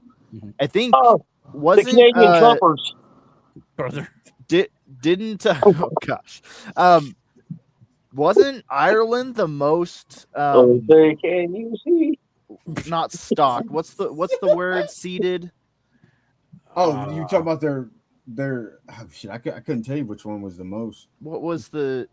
Oh, here, let me do my guy in the chair thing. Be right back. Maybe they could have like a sponsorship of Trump Tower. Well, and let's be honest too. And you're right, it is a test run. I have no doubt about it to see what the interest level is and all that sort of stuff. But there's a difference between adding teams to the league and having them on a full-time rotational schedule and having the occasional games there with different teams at different times. Like, because if one team has to go back and forth all the time, or certain teams and divisions have to go back, it does make it a logistical nightmare. Right? Or you can just house the team in the States as well. Yeah, that's possible. And then have them fly over in the stadium that they would play in over in their home stadium. Possibly. I just know if they're a stickler about, making the seasonal games, like, right now, half the games are played at home, half the games are away. Even then, half the games would have to be in London or whatnot, and you'd have to fly over here for the rest. So, again, I don't know. Well, it just depends on how they plan on going about it, but maybe we'll get more details when and if that. What if like the entrance to the stadium is just like the ballroom? Okay. All right. Quit trolling. No, I'm not trolling. I'm serious. This is a serious idea that I had, Eric. No, I'm just saying. The Canada one would work out well. I mean, that one would work out well. Yeah. Yeah, like I said, Canada and Mexico, I get. I was wondering, like, Japan. I was wondering, like, other countries. North Korea. That's not happening. I don't know about that. That's not happening. I don't know. There's the troll. I don't know. No, that's not a troll. I mean, when we get into politics, we'll talk about Trump and North Korea for a hot second. So we'll get your opinions on it. So maybe never say never at this point. I don't know. No, I don't think I'd ever see an NFL the North Korean missiles. North Korea, brother, they're not. Listen to me. They're not beefy enough to be on a football field. Kim Jong-un is. And they're all 3 feet shorter than any American. Just saying. Brother. There is stereotyping again. No, I'm just kidding. No, that's just I was being nice. And this is Okay. nice. It may be like a foot, maybe foot and a half, but it's still significant. Like, are you gonna put like their linebacker, which is probably like 5'11", up against one of our linebackers, which is like 7'2"? It's like Myles Garrett. I'm open to the idea of international. Could you football, imagine? Where's Ova from? Nigeria. Could you imagine a whole team of them? That's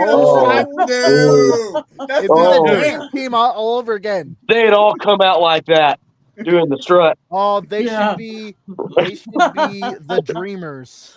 Speaking of the strut, get out of the Steelers. Speaking of the strut, I bet you see somebody in the NFL within the first 5 weeks. Oh yeah, somebody's doing that. Somebody's doing it. Yeah, somebody's doing that. Yeah, I can see Kittle if he's playing. Scatterboo do it. Especially those wrestling fans, for no doubt about that. Scatterboo, Scatterboo would do it. I can definitely see an offensive lineman do it on a sack. Whoa! Oh, is that somebody's sack? Miles Garrett. I'm thinking Miles Garrett. Calling it now. First time we see it, it'll be from a sack. Because they're gonna be partying down there in Los Angeles. Because I would 12:20 a.m. August 22nd. I'm calling it. That's gonna be the first time we'll see it. Is during someone will get a sack. I would be surprised. But if you're curious, this is the week 2 preseason lineup. A little bit last night, and we had some games tonight, but the majority of them are tomorrow on Saturday, August 22nd, or today at this point. So if you're interested, there are the times, the networks, and all that sort of good jazz right there. Now, again, I mean, I fear no man, but that thing right there, preseason, it does scare me because already from 1 week in the preseason, we've got these notable injuries on top of the Alvin Kamara we already talked about. Breece Hall is injured, Christian McCaffrey, Jeremiah Love, the rookie, Devontae Smith, Emeka Ibuka, and Puka Nakua all already suffered minor injuries. So that's just week 1. It's preseason, but this is also why teams have been skittish. Yeah, McCaffrey. I don't think any of these are long term. It's the reason why these guys get injured no matter what, and why it's worse in games is because in preseason and practice where these guys are getting hurt, it's a slower tempo, right? Yeah, you got to get up to speed. You're running through the motions. Yeah. When you play an actual game, this ain't preseason. Preseason is still not a full speed game. Like, that's why some of the injuries are so horrific out of the gate because they don't do any of this. Mm-hmm. So, like, if you get them little aches and pains out during the practice and preseason, have a healthier season sometimes. Like, sure. And we're lessening that from happening. Like, we're down to 3 preseason games now? Yeah, only one more. And if they want to go to add another fucking game, they're just gonna, if we're gonna go to 18, then you're gonna lose another preseason game. Sure. I mean, I saw shortens that time even more. You'll have games you'll have the first game will be your backups and everybody else who's new, and then the second game you're gonna have to play your starters. Yeah. Yeah. So I mean, I already saw starters again out this week already. Out there on the field playing, I should say. Yeah. So, I mean, the Steelers had some out there. I know the Niners and Chargers did last night. On Mendoza was out there threw a pick 6, by the way. Mendoza. As we learned earlier on, you have to clarify what you mean, or else it sounds like something else. Uh-oh. Which one are we talking about now? When you said you saw them out, you had to clarify out on the field. I didn't know if the people thought be out on injury. So like we were talking about AR being released. Oh yeah, yeah. You gotta be. You have to be specific because. But it's funny though. You were the only one who thought that the other way with it. Everybody else. Yeah, still wild both ways. I mean, I could see him being in prison. Give me a break here because I'm still new to the whole football scene. Agreed. Yeah. Gotta give you hell though. Gotta have a little fun. True. Wild. I mean, the dude breaks his orbital bone. Don't feel bad, Aaron. It's funny how, because you're new to the football thing, especially fantasy football and all that sort of stuff. Now you know how I feel when I play Dungeons and Dragons. It's crazy. Yeah. Hey, I'm nicer to you in Dungeons and Dragons. Yeah, but you're like the noob doesn't even know what that means. I will not play Dungeons and Dragons unless I'm the only healer. No, to be fair, Aaron's a very good dungeon master. He tries to help me along best he can. I am a tough one to probably direct. You say that he literally tried to kill you last session. Fair enough. And we all, I tried to kill all of you last session. He did. He sure as hell did. And only got Ty, but I felt bad. Murdered him, deader than dead. Are we gonna make him a necromere or whatever? Sure. I don't know. What did you kill us with? No, it kills with this fuck. I don't know what the hell that thing was. It was a bad. I know it hurt. I know that. Yeah. All I know is I realized I can fire from long distances and not have to be butch like my last character was supposed to be and get up on the front lines. Now I can just played them so opposite each other. I know. Hey, I know now. I'm going to use this guy. I won't never get anywhere near for y'all could die for me. So that's all there is to it. All right, Lord Farquaad. Yeah, exactly. All right, guys. Well, go ahead. Sorry, you made but that's the risk I'm willing to take. Okay. Oh yeah. So overall, like all of the NFL away games outside of the States, right? Right. The August 15th, 1994 preseason matchup between Dallas and Houston at Estadio Azteca in Mexico City drew the most crowd. Now, last year, it was Melbourne, Australia. Sure.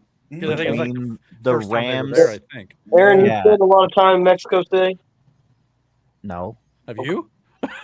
Why did I butcher that name? I got homies down there. You nailed it. It could have been better than me. I promise you. Oh no, you didn't butcher it. You did a really good job. I just was curious. You knew people in Mexico City. No. Okay. I got associates down there. I think if they do the expansion though, like if they do bring it, it would probably be. It makes sense for it to be Canada and Mexico. Like, I would think that would be first. That's just my opinion. Or my jabronis down south. I mean, I don't think it's going to be Australia because there's a lot of stuff going down in Australia. So there's still, there's kind of like land disputes going on, and they're kind of in the murder stage right now.